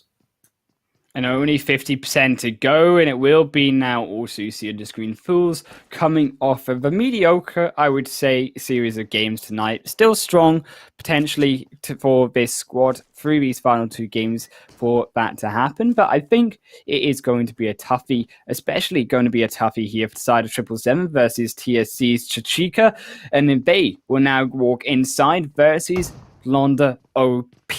Londa looking to try and make the engagement as TSC have already lost one. Chiquita now on the outside. They see with a third person peek. Chiquita jumps down. Will make this a tricky one and won't be able to chase so easily. Back inside with that short range shotgun you see ready to try burst into the heart of Londa.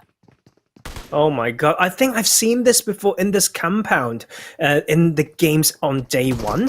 And that will be TSC trying to bait out. K2 is still slowly bleeding out though. The support is now finally come in. The time was good and Londa goes out. They just run around and around the building and just one shot 777 out of the game. And now with TSC now keeping themselves alive, still kept Decider K2 alive, most importantly, but the support, albeit now coming in from 777. The respite will be short for now. Bujo on that hillside will be crucial to now stop the engagement as Bilal feels the pressure, feels the pain, doesn't go down though, and now K2 low as well. And I think Bujo can really hold this as long as he has the trigger discipline. He can bait all those players down, and that is already one knock onto TSC, and that is exactly what Bujo's doing. I just wanted him to strike slightly later though. Wait till they've got no chance to go back up, but the second knocks come through as well, and it's good. TSC with the upper hand right now. They needed that knock because we've decided 777 now overlooking that ridge, overlooking the low ground in between all these hills. Chiquita was completely pinned. Only keep in mind had that shotgun as well, was not going to be able to do much versus away, if anything, towards the side of 777 engaging on top of him. And Bujo, the MVP at the start of this fight, just to delay it long enough for the side of TSC Legends to come together and the fight will break now as they regroup and try find a new position inside zones. Chill 777, 700 almost meters away. And you know what? That is just experience coming through. Imagine, right? Bujo going into that compound to support at the same time, and they would just be running around getting pinched by 777 esports, and that is the experience coming through, really. That is why we have Overlook, and that is why a lot of these splits and formations have to be well thought out. Meanwhile, RDS needs to still make it strong for them, and the other team that needs to do the same is iCurt, and very close to each other in this power grid area.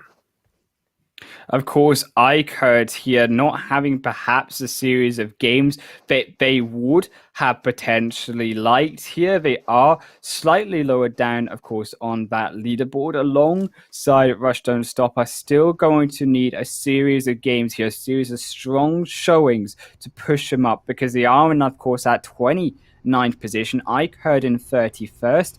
Both low down, and if one of them gets eliminated early by the other, that will just shove them and make it curtains for them potentially in the PMCO UKC. And I think this bit of landscape here around Minas Generalis can be really, really volatile and obviously quite strong. And Hardshift's now in here trying to control. We look at all that congestion on that western side around that Picardo Hill and San Martin, and Minas Generalis can be really, really strong, but with that congestion as well, a lot of these players might still be in looting mode, and that can be a huge problem sometimes when they're in position to maybe punish and they still think about looting. Meanwhile, with the positions given away, Hardshift will need to go into cover. I'm also interested to see, looking around this water treatment area, going over to Picardo Hill, we saw how congested it was. And Rescue here making that brave attempt down the south end. As Hardship, they do find one onto Lacanostra's Anori, and that will be Lackanostra MVP losing one. And you see, though, all meanwhile, we talk about this rotation down the south. While these fights break out, Rescue going to use that aggression from other teams and make their way into zone that way. RDS, though, are struggling against iCurd, and iCurd look to be the ones to break out from the bottom of that leaderboard, at least for now. Hardshift also looking over like an Austria MVP, and now it really starts to look a bit scary, is with no way out realistically into the middle of this zone, with now phase 2 popping in soon. Like an Austria MVP, they need to make a move on. And that is Hardshift doing exactly what they have to need to stop that revive coming through. Hardman's trying to tap with the 2x. SKS actually missed some shots, and that might be Inori living another day. You see as well, Spartan on that flank side just won't find it through that smoke, but they are doing, of course, what they need to. They're buying time. Meanwhile, you see now Rush Don't Stop also pulling up because they brought that time into the same compound. And Hardshift, right now, a crucial moment to find a pick, because with a third party coming in, like an Austria MVP starting to fall on their knees. You know what, but Hardshift's not trying to push that. They, upon that dot and that pressure point, they are using that window to rotate away because the circle has shifted over to the eastern side, making all the hills around Junkyard, as well as the hills to the south of El Asa, very good for them to hold down to. The congestion is going to happen right now. Most Wanted, a team that we really want them to show. They a little bit better last game, but you know what? They need to do so much more. And RDS is in here. They know there was a fight, and they just sent in to give some kill points to this team. Well, NL MVP do show up, and they manage to get some kills themselves. 3 in total, don't lose a single player. Hardshift, of course, weren't able to pick one off, albeit 2 knocks came through. But what interests me, Tarzan, is full esports. All the way at the top of that north side, have free reign over that north and east. 0 teams inside there, and if it shifts northeast towards the wall of Miramar, towards that open dunes, it's going to be them that have control of the compounds and control over the hill. Yeah, and this type of circle, Hardshift to the eastern side, these teams know better, right? They know not to charge straight through to Minas Generalis and Junkyard area, and we should expect a lot of teams going for those wide rotations in the clockwise or anti-clockwise manner to enter from the top and bottom right of those circle. And meanwhile, Optic Gaming actually hold it down still. 1 death has made it out of Los Leones, obviously, and now we're just watching this whole team of Gaijin Seraphine rotating. And meanwhile, Rescue in the area, we mentioned the position earlier, rotation close to water treatment, and they are now in a very decent spot close to El Asa. Unfortunately, Vendetta, not so lucky on their rotation, did lose Kuba to the hands of Rescue. Meanwhile, LN MVP making their rotation in the background in towards the middle of zone, like we see them do so many times, playing that centralist game and keeping a strong position as best as they possibly can after they clean up a couple kills early on. Rescue, though, they're still going to hold on over to this high ground and stop the rotation from Vendetta UK and deny them that position in zone, but they best be careful they don't take too long, because Rescue might find themselves caught out as well. Yes, and Rescue's position might need a little bit more split coming through to exert the area of control, because there's so many hills around El Azhar, and teams can just go for the right rotation and reverse gatekeep them if there's another shift going hard. And this is Vendetta knowing better. Of course, they've lost Cuba a bit earlier. They're still in here to fight this though, and just looking forward to see how these teams come in to this phase 2 circle.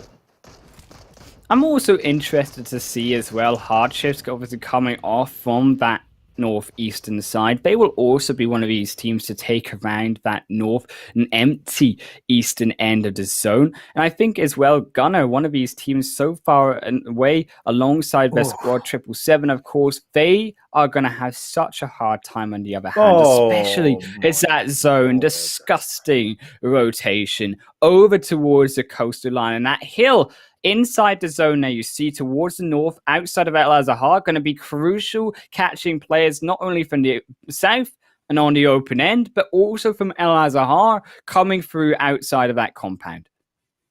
And this is the time that I will be watching a team like Nostra MVP. What is their game plan? Do they want to take a more center position, or do they recognize the opportunity by gatekeeping from that spot? And this shift, though, with that 30% circle, we'll see a lot of coastline action. And look at these teams just rotating alongside each other. Vendetta and Rescue both on the go. Now going through the main El Arza road, that is some risk. And but they are trying to get into position quicker, maybe, as they continue to prove me wrong, rotating around, going for that hill instead.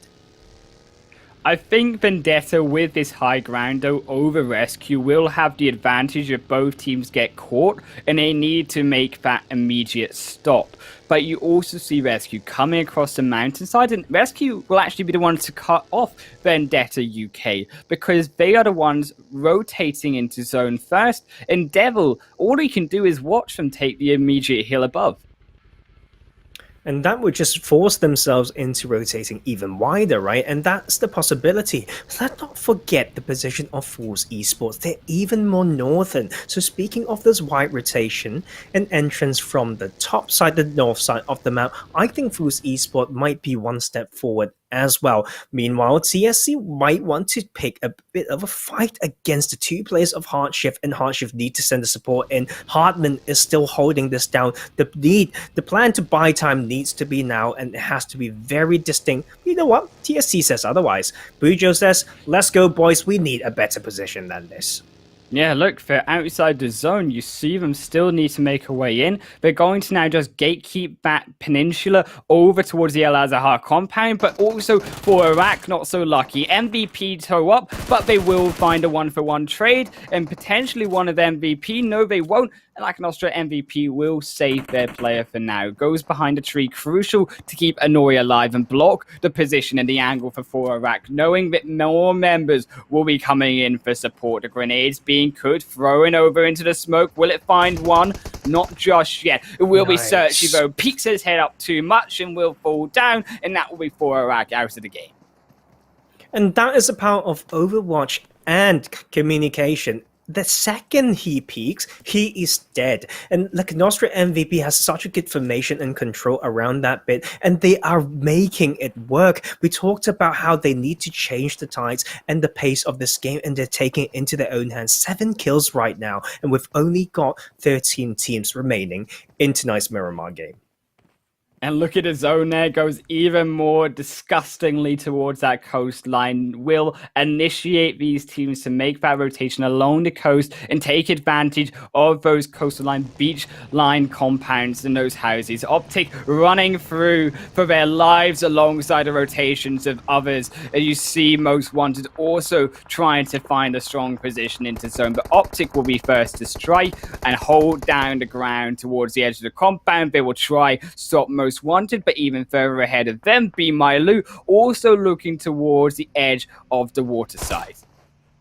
And this is the thing, you get a lot less pressure coming from behind if you take the water side, but you have to suffer and know how to play that low ground. And Most Wanted is trying to come in as well and will be pushed down by Optic Gaming to that low ground, and that can really change quite a lot of things. And like an Austria MVP need to find a new spot as well. This circle Highland Wolf is very similar to the finish we had yesterday. It is very similar indeed, but Danny here will also struggle for Lack Nostra MVP because Optic have found the angle onto them, and they're going to have a harder time crossing that road, being slow, taking that fight from for Iraq to get inside now phase 4. Keep in mind this is only phase 4. Phase 5, the quickest phase of the game, will still be in play, and that's when we really will see these teams have to fight because once again, still 12 alive later into the game. Oh, I just can't wait for this next shift to happen. Give me a little bit more water circle, maybe. Meanwhile, Kurdish Victory trying to make a way in. The two Kurds as well. iKurt under immense pressure. One Death is trying to make it all dead for iKurt as he tries to spray once again and just made it into cover. And iKurt lives another day. One death will keep his death intact for his squad, and his squad will stay alive for now, albeit in tatters. As they will have on the other side, though, Kurdish Victory just having an equally hard time. As Most Wanted will try stop that engagement ads in Classic, though. Keep in mind they did lose 12 early on for that late rotation, were punished in that angle. Will find one onto Kurdish Victory. Akar loses his life, and so will Kurdish Victory in this third match. That is good news for Most Wanted, but I mean, like, that position close to the coast with all that low ground is just going to be really hard, so they need to start praying right now. Vendetta joining us on that kill feed, clashing with Hard Shift, a team that we want to see them perform, and Optic Gaming continues to perform and control. Well, with Phase 5 here now coming in, Classic tries to make the move, but because of the fact that, of course, iCode 1 finished off earlier, they now pinned them, and that will make it so much harder for Most Wanted on top to be able now to finish their rotation safely alongside that beachfront and inside the zone iCode. They smoke up a road to try escape from their pincer formation and from their pincered position here as that zone finally shifts in back over to the side of Optic. I mean, this type of circle is all about studying like your terrains, using it to your advantage, adapting, knowing where the pressure points come in as time goes on. And obviously the side of Most Wanted need to know that they, of course, been watching the northern side, but the teams will flow in from the eastern. And that is Alias trying to make it work. Optic will need to put it work as well, and that will come through a beautiful knock on to the IGL of TSC Legends, and that's Optic still holding strong in this spot. You see Tuzo keeps himself alive in that spot, but also now come Gaijin Seraphim. As you see Farah, Most Wanted vote on the bot side. It's iCurd will lose another. The grenade just to cook them all into oblivion as Dream also falls down as well. Farah now has to keep himself alive versus a full pain squad of Gaijin Seraphim. They will now control the edge of this zone, looking to try and make it along to the coast inside. Meanwhile, Lacknostra MVP struggling against Sudden Rescue on the back foot. As you see, 1-for-1 trade go on the back, but on the front side in the foreground, it will be still Optic versus Gaijin. Meanwhile, as we mentioned, Senso, Alicio fall down, Rescue making it work with only Anori alive. Just waiting for that next shift, really. These teams need to know when to trade and when to make the compromise as well. Certain positions you just can't go in for the revive or for a particular trade. You don't want to expose yourself. You don't want to get baited. Optic, we talked about how strong they are, but you know who else is strong? It's Gaijin Seraphim. Adobo will lead the squad and come in to get information. That's another knock going down. You see the second onto Farah, and you see now Optic just really struggle inside the shed, nowhere to run. The smoke's got a bit of distance between it, and that will provide opportunity for Gaijin Seraphim to now just immediately pick one death off. Only Tuzo alive, and now Optic on their last stand. In the end of this game, Vendetta still lose one. They will now fall out of the game. Meanwhile, you see on the other end, Lacknostra MVP also not looking so pretty because they're in between all of these teams on the edge. As you see, Fools make their way over to Hard Shift, Rescue on the behind, looking also to try and make that third party happen. This is the time for a good tactical split, man. You increase your area of control and then just make your roles distinct. And obviously, as always, use your reflex. And this is the time to plan. And the shift comes through. It will be a hard one going away from that coastline back to that northwestern side. And now Rescue, they had a strong position with his own shift, but Coyote's down. And you mentioned that split that they started to make, not going in their favor. The car blowing up in his face will finish him off. And now Fools turn their attention to Be My Loot as they just snipe one onto Nemo and make him swim into game number 4. And Blood throws a grenade over onto Fools.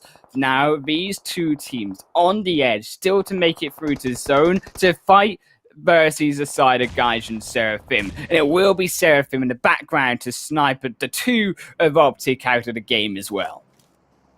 And that is Gaijin with a good spot in the circle as well, though they don't want to rush all in. We all know what that small hut is can make you choke because it's so predictable where you're going to be, but they have that 2-2 split instead. And now on this side, Fools and Rescue still trying to test the waters. They both have to move though. There's Blood trying to go for a bit of a wider rotation, using the high ground, and will come through from the top. And that is some missed opportunity, but that will be Tick striking after all.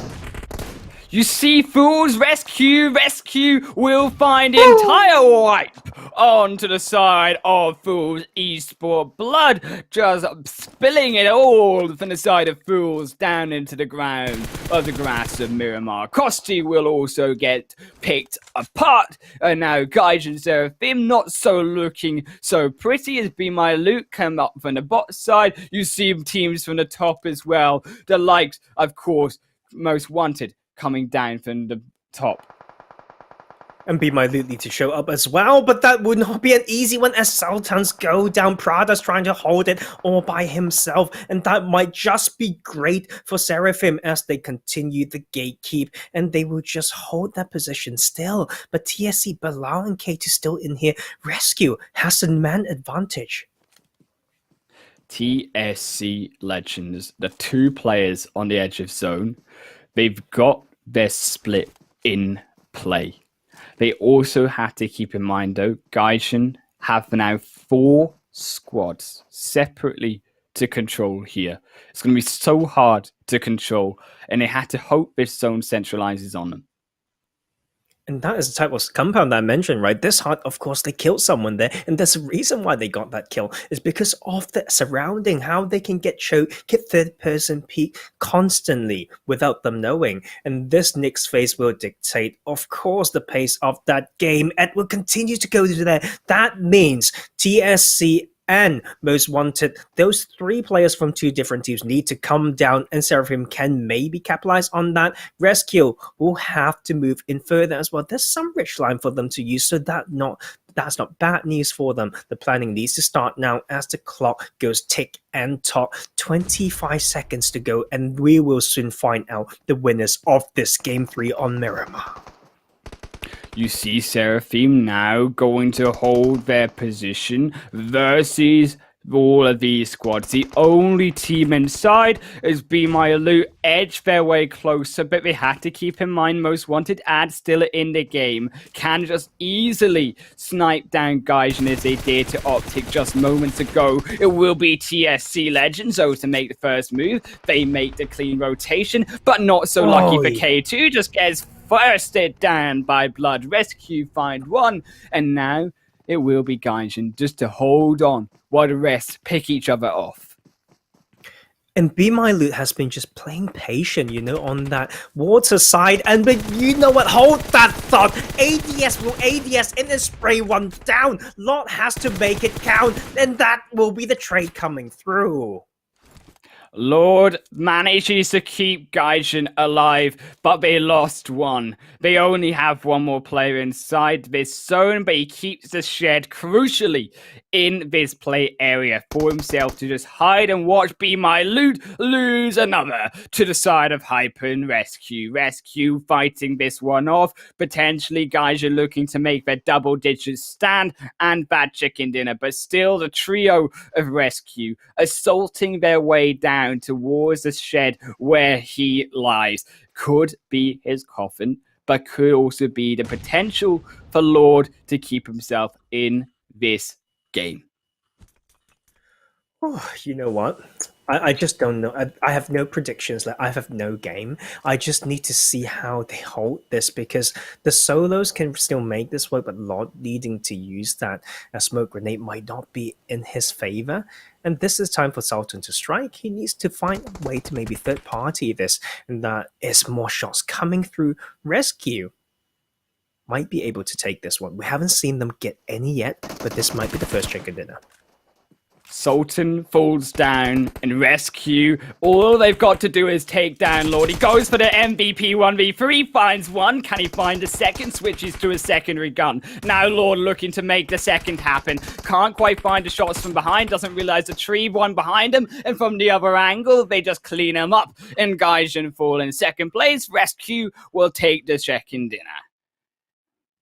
You know what? Let me make that quick correction that it is the second chicken dinner, and this is a much needed one. Before this game, they've only got 22 placement points. That means that out of those 6 games, they've got 1 chicken dinner and then only 7 placement points out of the other 5. And this one coming in is so important with a whopping 10 kills as well. The 25 point will boost them up to those leaderboards, maybe making it to top 10 or more. You see, even, of course, on this game's leaderboard, though, the side, of course, some for Iraq, we talked about them needing that strong position, falling in 14th position. But what a team that needed a strong showing, at least to boost themselves, albeit to the top, is Lac and Nostra MVP. They have finally got themselves into that number 1 position above KI1 Esports. Meanwhile, Gaijin, they've been edging their way slowly with their 2 good games in 1 and 3, and they now take up 8th position. For sure, and Gaijin, big night for them, really strong, and we can see how they show through their true colors and skills in small skirmishes, knowing when to trade, how to keep their defensive angles guarded, and that is much needed. And B Mylud finally showing up in the top of some of these games, and making it to top 3 is much needed for them as well, because we talked about them so much, right, on the game 1 at day 1 of play, and this is them now at least into that middle tier bubble. Look at all those points, man. 61 points for Sons of Odin at 16, and we've got all those teams until the 11th place stuck at around 65 and 66. And you know what, let's look further down the table and we can see how secure those positions are. And you know what, I don't think it's secure at all, with the likes of Optic Gaming in there, Fools showing some strong games, Most Wanted catching up as well. You know what, it's going to still be so volatile. Yeah, of course, between the 10th place position all the way down to the 17th position, there is 10 points between this. That is 10 points separating these teams in our final match, going towards these guys' final 4 games. This separates staying inside the bubble for the top 16 to the finals and being on the edge of elimination. Meanwhile, you see down Optic Gaming have unfortunately fallen down through that game to 19th position. Most Wanted still needing a showing, albeit they've put themselves back up to 21st. And I think that is the story, right, of these teams, both Optic and Most Wanted, 2 teams that were expected to do well, but have just not had the showing that they need to. I think going now into game number 4, we talked about how some of these teams were looking like Optic to change their strategy, to change how they were playing, but is it too late to now change that strategy?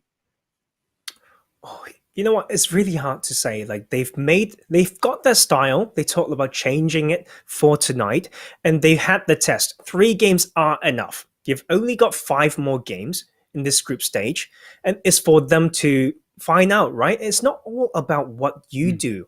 You need to have a context for that. And the context is the teams that you are going to play against. So they have to prepare for the last day of play that's coming up for a team like Optic Gaming. Of course, the context right now is this is round 2 against the same teams on Erangel, and Optic Gaming needs to show that, not just them, all these teams in the lobby as well, and that is going to be very exciting. I haven't seen any target tactics yet, so that means to hunt down a particular team.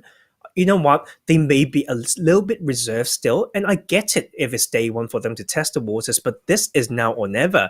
This is the time to do it. And just, you know what? Show me how you can do it. Don't be too scared. You've only got one chance sometimes in your life, and you should just go get them, you know. And I think that is the story, right? The side of Optic, most wanted, even some of these rest of the teams down on the bubble. Yes, they're not going to have a 8th, 7th, 6th position by the end of the day, but they can start to make their work, start to make headway going into that final series of games. But in talking about final game, we will be back on your screens in just a short while, back on the green plains of Erangel. Don't go anywhere.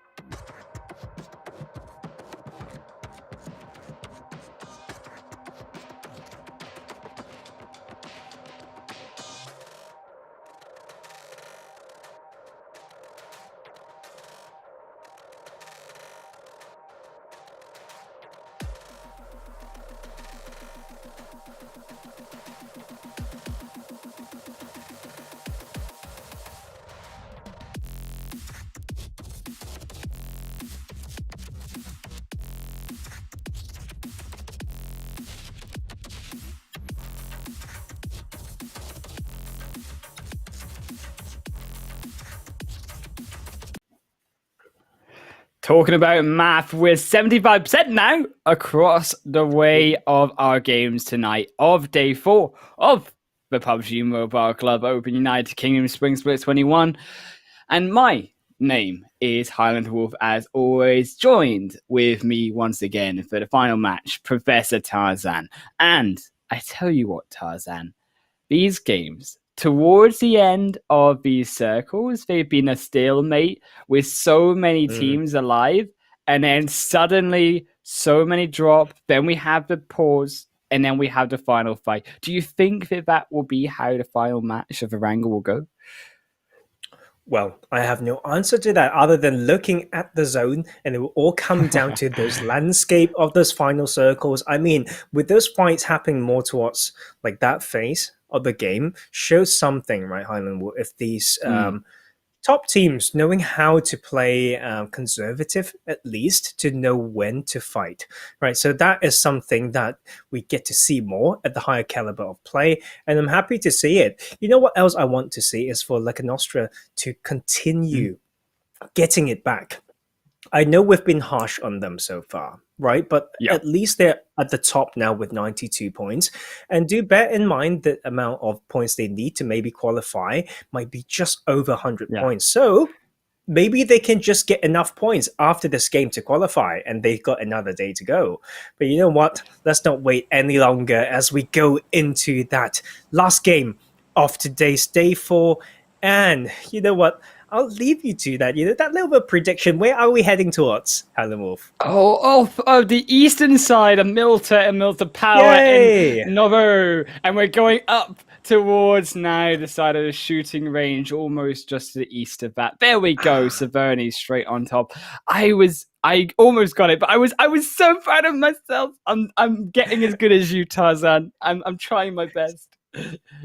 And I mean, it's good. Like for this one, though, it's similar to if you think about the playing path in game 1, it basically forms a bit of a cross because it starts from Kameshki into military base, right? So this can still change some things up because a team like Optic Gaming heading for Kameshki will need to adapt to this different playing path. Of course, not too harsh, but a game for a team like Hardshift that took a bit longer to get to the favorite drop spot, Saverny. This time they can drop straight on it without needing to burn more time on rotation.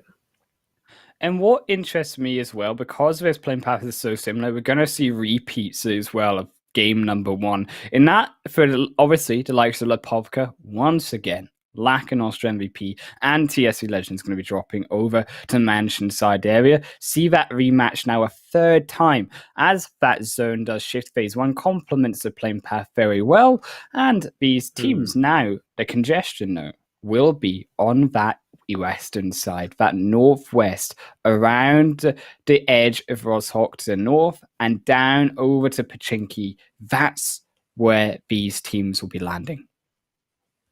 And we can see that adaptation happening for Optic Gaming, now more on that Rozhok and Watertown drop. You know who else has been adapting Highland Wolf is Hardshift. Their Saverny drop is getting contested by RDS, and that is Hardshift just trying to drift away very early on. So that is adaptation once again needing to come through. And 777 Esports is the only team that's out of the circle at the moment, dropping onto Novo, but it's not too far a distance to travel either. We haven't seen a lot of Milta control, Milta preference. That means that they can probably get through that Eastern Bridge with no contest. Yeah, I do think because of these teams going to be congesting, as you say, to north, 777 strike lucky, but not so lucky once again. Leka Nostra MVP have dropped again to Lipovka. They're going to have to fight their way out of this one a third time now. And I think this is interesting to note that Leka Nostra MVP, they haven't changed their drop spot at all, especially considering that in the first game, the way that they dropped didn't go well for them in terms of getting through to the final phases of the game.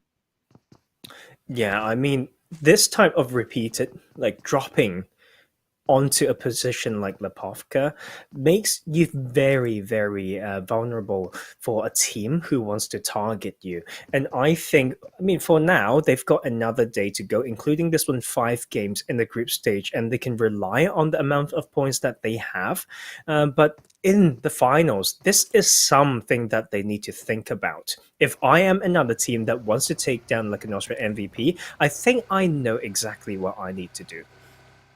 Yeah, I bet you can have your 100% percentage rate there for Lacunostra MVP dropping once again into Lipovka in the future, but it will be now in the present to see how they escape from that compound. And once again, with Roshok still in play, keep in mind, it could again centralize around that location.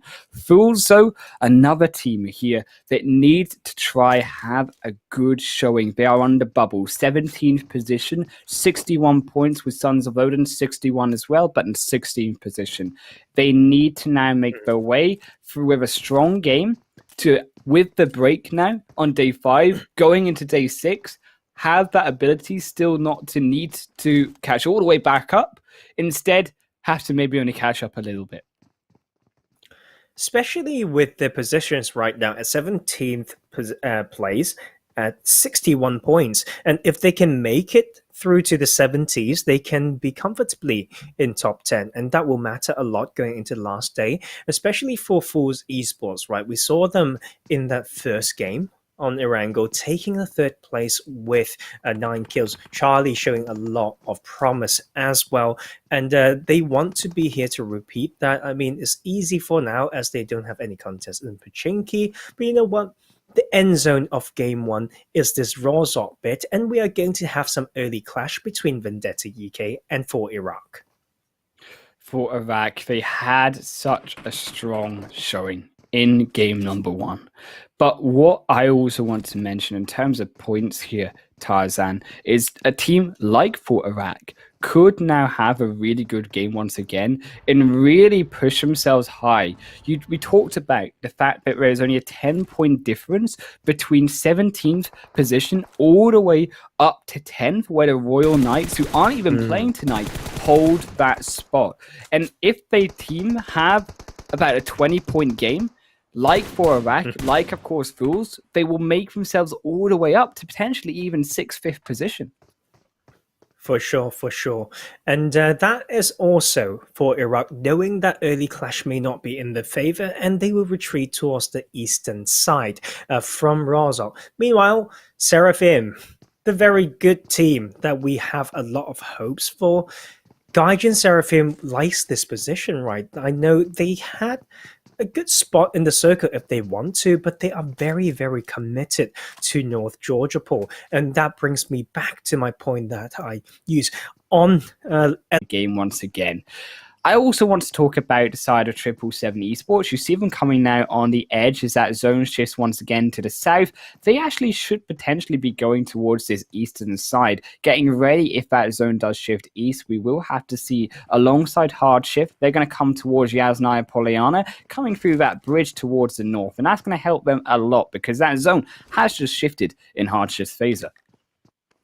You know what? I'm trying to pretend or think like I'm hard shift right now. You get pushed away from Severny. You're forced to go to Saki. That takes a lot of time. With Saki as a city may not give you as much loot, and you've been tanking 2 full phases of the game.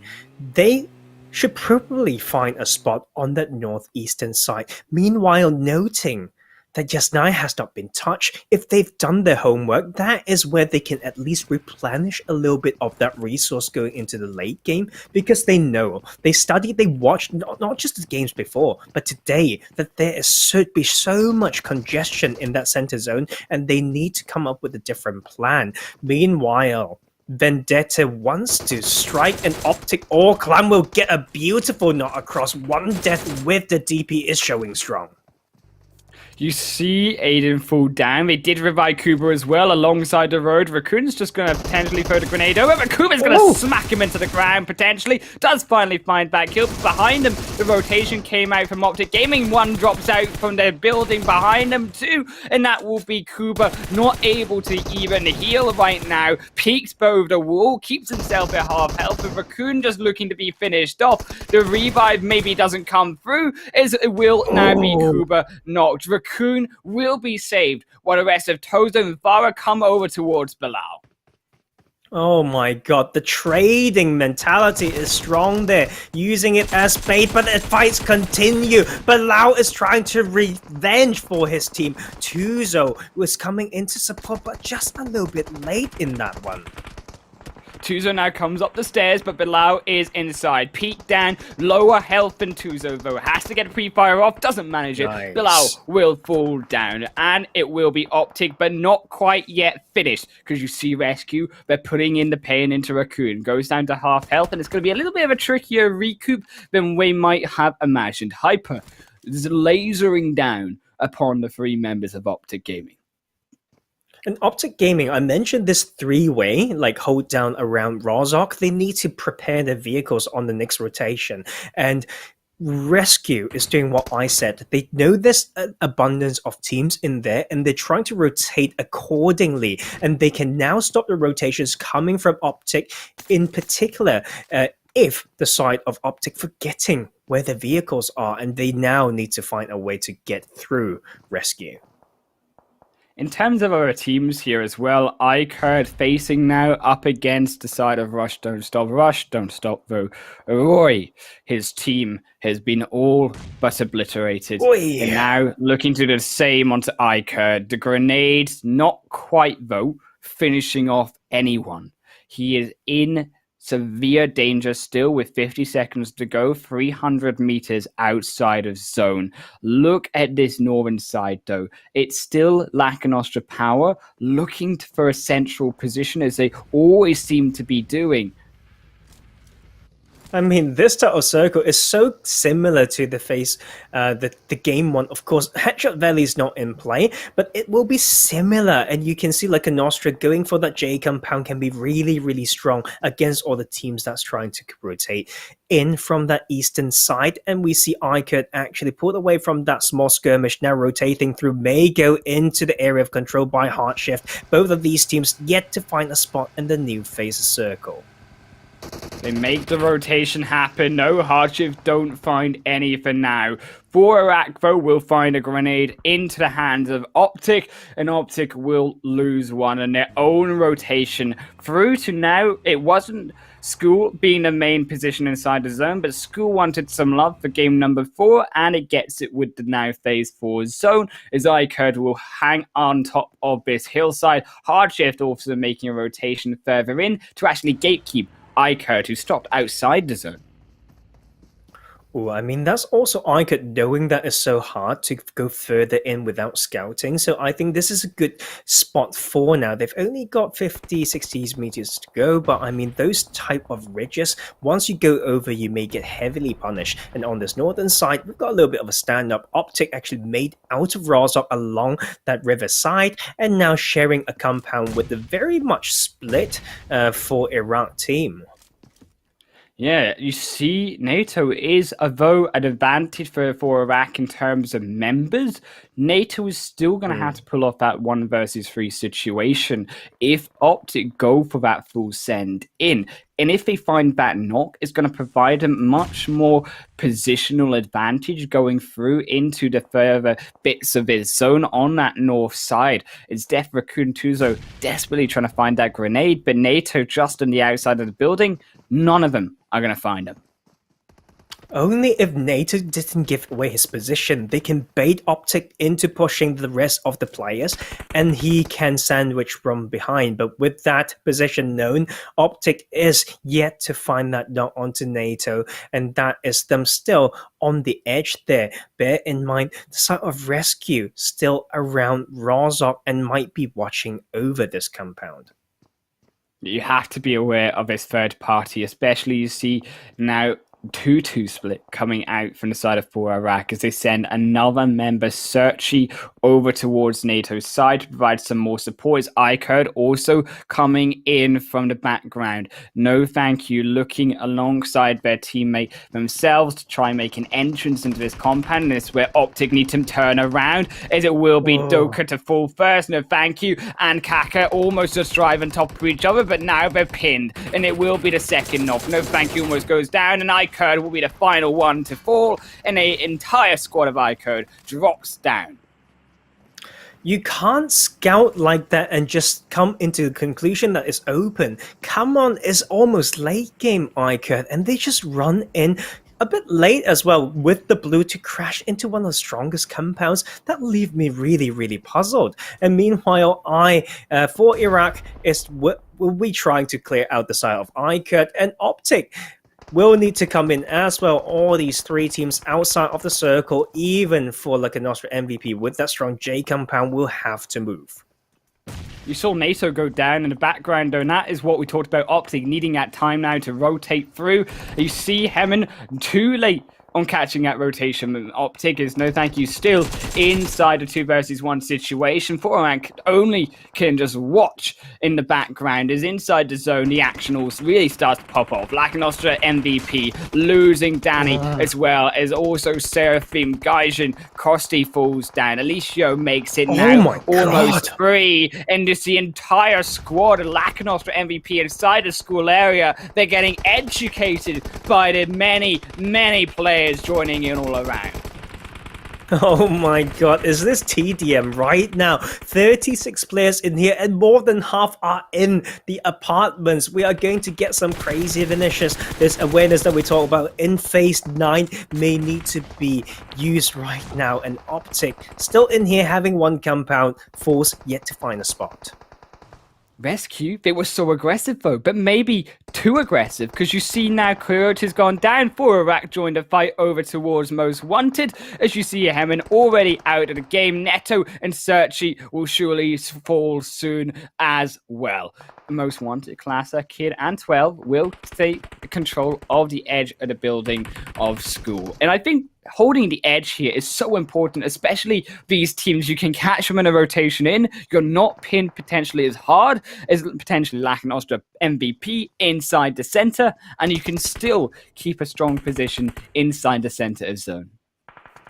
For how long, though, is the question. Nostra suffered so much, lost so many players, and I believe Senso is the last player remaining for them. Look at this circle. I don't know whether I should like it or hate it, man. 11 teams all clumped up. I don't think they even get one compound per team, and that might just benefit a team like Seraphim. With one in their lot can give away a lot of information based on the audio cues that he picked up with the rest of his team still very patiently holding that edge on the south side.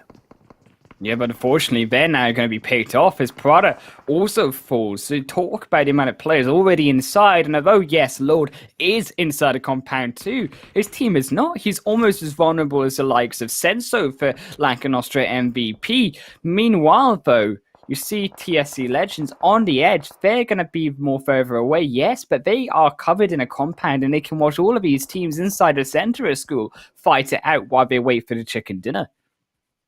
You know what? I think Seraphim and Fool has a chance. All they have to do is to break down some cars and go for a wide rotation onto the northern parts of this map. Yes, you may need some dips, some rocks, but if you can do that, you are in training ground just looking at all these teams. But Fool's under a little bit of trouble, but Charlie will get that one. The two teams on the outside fighting against each other, and they have to go now. The blue zone's choking in, and that's going to be such a crazy bloodbath.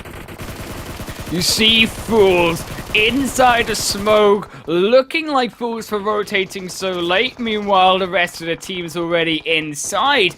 You need to wake up, because for Iraq even come in now for a little bit of juicy action. Be My Loot, who are split trying to take on multiple fights, now just down to Kalajdi, is now for Iraq still alive. Searchy will fall down. NATO just gets run over, and fools all the meanwhile fall completely to the hands of NATO. Oh my god, and Hardship got a spot, but at what cost? A lot of these teams have the idea of fragging as much as possible before they absolutely have to leave. This is just mental right now. And that is TSC with one of the best spots in there, but got 360 view that they need to be aware of. Look at the smokes as well, both going towards TSC as well as away. Finally, they clear, and teams, I think, like Optic were looking to take advantage of a smoke road over to TSC Legends to try take advantage of their compound towards the south side. Oh my god, I mean, 777 Esports can also use the angles, but they've just peeked a bit too far as Southend knocked one of them, and the blue zone is now slowly coming onto this edge, and that is 12 trying to strike, almost lost his life doing that. 12, keeping himself alive for now, but his zone is going to eat him up if he doesn't jump outside that window. Will he have enough health to take the drop? Maybe he doesn't, but be my loot. They're certainly not going to be in for a good time because they're facing the full wrath of the enemies in front of the wall in front of them. And now Hardship will, meanwhile, even still have to rotate in as Optic looking to finish ones off. They will take the zone as Hardship. Just wait. They patiently wait, and they steal the zone away from every single team inside school.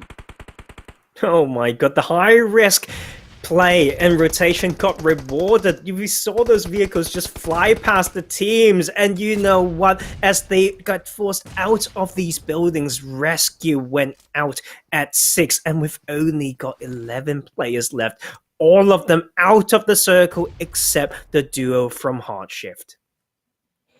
Look at the positioning though, 777. 777 here, low on the leaderboard, and they now have the chance to upset some of these higher placed teams moving out of school with their position close to zone, already outside the congestion of school itself. Death gets knocked. As Londa, we just talked about it, 777 being the upset, is Optic Gaming completely fall down. Now TSC Legends turn to make the run.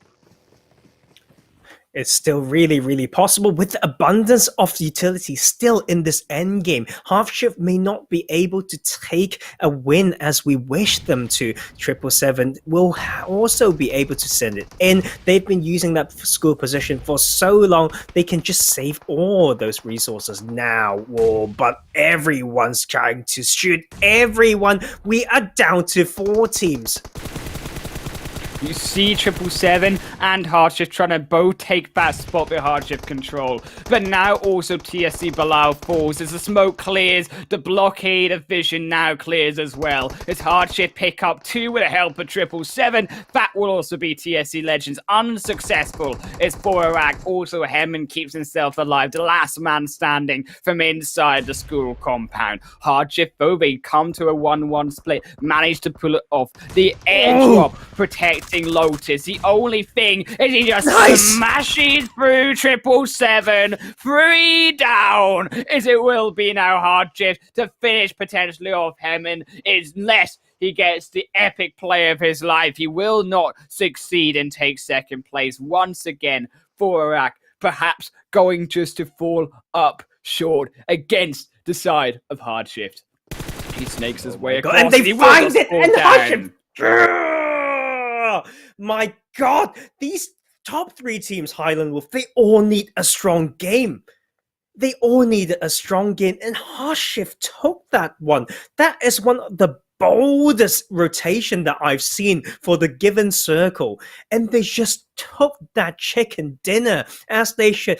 And for Iraq, for the second game for tonight, both on Erangel taking a second place, and that is them. You know what? I thought they might be overly optimistic, but they told me they're going to make it up to top 10 tonight, and I'm not quite sure whether they will make it all the way, but these 2 second place finishes are so important for them. It is going to be crucially important for not only a second place finish, but also take up the 9 kills as well. You see Lacanostra MVP here as well take up arms in that top position, albeit it wasn't a pretty series of games tonight. 95 points. They only gained 21 in total across all 4 matches. Still, though, you have Gaijin. They've moved all the way up from low in the leaderboard to 7th position, as well as you can obviously see. The rest of these teams potentially, though, playing tonight, still low down. TSC Legends, though, on the other hand, they have now got 5th position here. Tarzan, 84 points. Actually overlapping their placement points in terms of having only 40 there, but 44 kill points based on how aggressive they've been tonight. It's been absolutely huge for TSC Legends. They had, I think, 27 points before going into tonight. And with them coming into this bubble here, that means so much. And the possibilities out of this this part of the table, right? Just look at KI1 with 88 but second position, and we've got Renga's team at 80 points. That's an 8-point separation between the second and 10th place team, and that is just crazy. Like, one game can completely upset the standing, and we are just waiting to see more. Meanwhile, although Heartshift took the chicken dinner that they've been waiting for, they're not even in top 16 yet. So that momentum from this last game need to be carried over to the last 4 games they have in this PMCO UK group stage.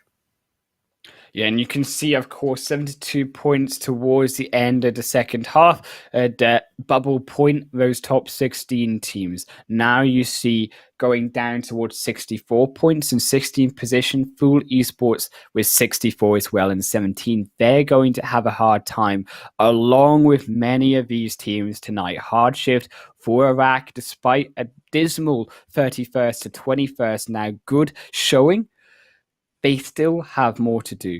They have to now improve once again and have another strong showing to pick up, like they did, 47 points tonight, even more going into their final day, because with 2 more groups still to play tomorrow, all of these teams that play tonight, keep in mind, are going to fall down the leaderboard, and it's their job then to be able to get back into the top 16.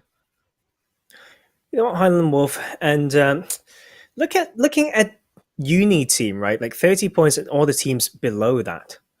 It's really hard to say whether they can make it to the finals. And some of them might have, I don't think they've given up hope, but just based on statistics, when everyone's still got another 4 games and with them just falling behind so far, I wonder what would they be thinking coming into the last day? What will be their plan, right? What their plan will be, and how would they position their head and their mind around this? Is going to be so interesting to find out. But you know what? We will do that for all of you. As much as we wonder, I know all of you want to find out what's behind the scene as well. But what can we ask for? Another day of crazy action, Highland Wolf. It has been a crazy day for a PUBG Mobile Club Open United Kingdom Spring Split 2021. Of course, thank you once again to our sponsor, Xiaomi, creating innovation for everyone. And I tell you something, it's going to be all about innovation for some of these teams to going in to the final 2 days of competition of PMCO UK, who will be able to take those 16 spots in the finals. That is what we'll have to find out over the next 48 hours. But I have been, obviously, your Castle Handler, joined by, of course, the wonderful Professor Tarzan, and those have been tonight's games. Tomorrow, we will see 2 more groups do battle. Same time tomorrow. Don't go anywhere.